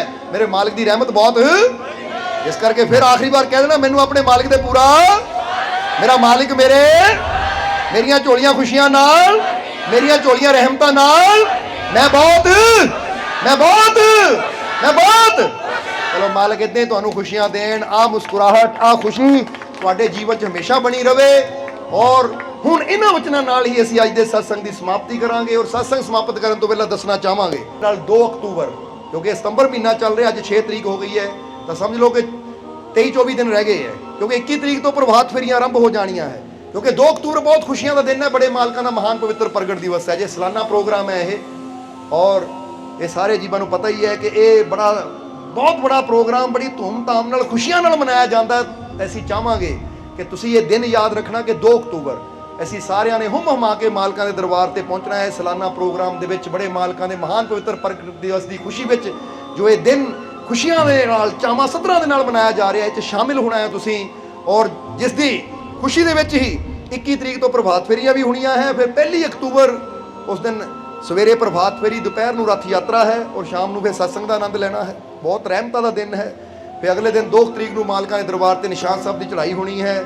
ਫਿਰ ਹੋਰ ਵੀ ਬਹੁਤ ਰਹਿਮਤਾਂ ਦਾ ਦਿਨ ਹੈ, ਉਹ ਪਲ ਹੈ, ਉਹ ਘੜੀਆਂ ਹੈ। ਆਪ ਵੀ ਆਓ, ਆਪਣੇ ਸੱਜਣਾ ਮਿੱਤਰਾਂ ਰਿਸ਼ਤੇਦਾਰਾਂ ਨੂੰ ਵੀ ਲੈ ਕੇ ਆਓ, ਔਰ ਇਹ ਸਾਲਾਨਾ ਪ੍ਰੋਗਰਾਮ ਵਿੱਚ, ਸਾਲਾਨਾ ਸਮਾਗਮ ਵਿੱਚ ਸ਼ਾਮਿਲ ਹੋ ਕੇ ਮਾਲਕ ਦੀਆਂ ਰਹਿਮਤਾਂ ਨੂੰ ਹਾਸਲ ਕਰਕੇ ਆਪਣਾ ਜੀਵਨ ਸਫਲ ਬਣਾਓ। ਔਰ ਇਹ ਤੁਹਾਡੇ ਨਾਲ ਵਚਨ ਕਰਦੇ ਹਾਂ ਕਿ ਅਗਰ ਤੁਸੀਂ 2 ਅਕਤੂਬਰ ਨੂੰ ਮਾਲਕ ਦੇ ਚਰਨਾਂ ਚਾਹੋਗੇ ਤਾਂ ਤੁਹਾਨੂੰ ਬਹੁਤ ਕੁਝ ਦੇ ਕੇ ਭੇਜਾਂਗੇ, ਬਹੁਤ ਰਹਿਮਤਾਂ ਲੈ ਕੇ ਆਓਗੇ ਤੁਸੀਂ। ਕਿਉਂਕਿ ਉਹਦੀਆਂ ਰਹਿਮਤਾਂ ਜਿਹੜੀਆਂ ਨਾ ਉਹ ਨਜ਼ਰ ਨਹੀਂ ਆਉਂਦੀਆਂ, ਪਰ ਇਨਸਾਨ ਦੀ ਤਕਦੀਰ, ਇਨਸਾਨ ਦੀ ਜ਼ਿੰਦਗੀ ਬਦਲਣ ਦੀ ਸ਼ਕਤੀ ਅਗਰ ਹੈ ਤਾਂ ਉਹਦੀ ਰਹਿਮਤ ਦੇ ਅੰਦਰ ਹੈ। ਅਗਰ ਚਾਹੁੰਦੇ ਹੋ ਕਿ ਸਾਡੇ ਜੀਵਨ 'ਚ ਵੀ ਬਦਲਾਅ ਆਵੇ ਤਾਂ ਫਿਰ ਇਹ ਮੌਕਾ ਮਿਲ ਰਿਹਾ, ਤੁਹਾਨੂੰ ਜ਼ਰੂਰ ਪਹੁੰਚਣਾ ਹੈ ਔਰ ਮਾਲਕ ਦੀਆਂ ਰਹਿਮਤਾਂ ਹਾਸਲ ਕਰਕੇ ਆਪਣਾ ਜੀਵਨ ਸਫਲ ਬਣਾਉਣਾ ਹੈ। ਔਰ ਹੁਣ ਅੰਤ ਵਿੱਚ ਇਹੀ ਉਸ ਮਾਲਕ ਦੇ ਚਰਨਾਂ 'ਚ ਅਰਦਾਸ ਬੇਨਤੀ ਕਰਾਂਗੇ ਕਿ ਮਾਲਕ ਤੁਹਾਨੂੰ ਸਭ ਨੂੰ ਨਾਮ ਨਾਲ ਜੁੜਨ ਦੀ ਤਾਕਤ ਦੇਣ, ਨਾਮ ਜਪਣ ਦੀ ਤਾਕਤ ਦੇਣ, ਸੇਵਾ ਸਿਮਰਨ ਕਰਨ ਦਾ, ਨੇਕ ਮਾਰਗ ਤੇ ਚੱਲਣ ਦਾ ਮਾਲਕ ਬਲ ਬਖਸ਼ਣ। ਤੁਹਾਡੀਆਂ ਸਭ ਦੀਆਂ ਤਕਲੀਫਾਂ, ਦੁੱਖਾਂ, ਦਰਦਾਂ, ਪਰੇਸ਼ਾਨੀਆਂ ਨੂੰ ਮਾਲਕ ਦੂਰ ਕਰਨ। ਤੁਹਾਡੀਆਂ ਸਭ ਦੀਆਂ ਝੋਲੀਆਂ ਨੂੰ ਖੁਸ਼ੀਆਂ ਨਾਲ, ਰਹਿਮਤਾਂ ਨਾਲ ਭਰਪੂਰ ਕਰਨ। ਆਉਣ ਵਾਲਾ ਸਮਾਂ ਤੁਹਾਡੇ ਸਭ ਦੇ ਵਾਸਤੇ ਖੁਸ਼ੀਆਂ, ਕਾਮਯਾਬੀ, ਸਫਲਤਾ ਭਰਿਆ ਹੋਵੇ। ਔਰ ਜਿਹੜੀ ਵਿਸ਼ਵਾਸ ਦੀ ਗੋਲੀ ਤੁਸੀਂ ਅੱਜ ਖਾਧੀ ਹੈ, ਇਹ ਮਾਲਕ ਦੀ ਰਹਿਮਤ ਨਾਲ ਇੰਨੀ ਕਿਰਪਾ ਮਾਲਕ ਦੀ ਹੋਵੇ ਕਿ ਤੁਹਾਡੇ ਤੇ ਇਹਦਾ ਇਦਾਂ ਦਾ ਅਸਰ ਹੋਵੇ ਕਿ ਤੁਹਾਡੇ ਜੀਵਨ ਦੀਆਂ ਸਾਰੀਆਂ ਪਰੇਸ਼ਾਨੀਆਂ, ਸਾਰੀਆਂ ਤਕਲੀਫਾਂ, ਸਾਰੇ ਦੁੱਖ, ਸਾਰੇ ਰੋਗ ਦੂਰ ਹੋ ਜਾਣ। ਔਰ ਆਉਣ ਵਾਲਾ ਹਰ ਪਲ ਤੁਹਾਡੇ ਵਾਸਤੇ ਕਾਮਯਾਬੀ, ਸਫਲਤਾ, ਖੁਸ਼ੀਆਂ ਭਰਿਆ ਹੋਵੇ। ਇਹੀ ਸਾਡੀ ਉਸ ਮਾਲਕ ਦੇ ਚਰਨਾਂ 'ਚ ਅਰਦਾਸ ਬੇਨਤੀ ਹੈ। ਔਰ ਹੁਣ ਅੰਤ ਵਿੱਚ ਤੁਹਾਡੇ ਸਭ ਦੇ ਅੰਦਰ ਵਸਦੇ ਉਸ ਮਾਲਕ ਨੂੰ ਅਸੀਂ ਪ੍ਰਣਾਮ ਕਰਦੇ ਹਾਂ। ਸਾਡਾ ਪ੍ਰਣਾਮ ਸਵੀਕਾਰ ਕਰੋ। ਜੈ ਮਾਲਕਾਂ ਦੀ।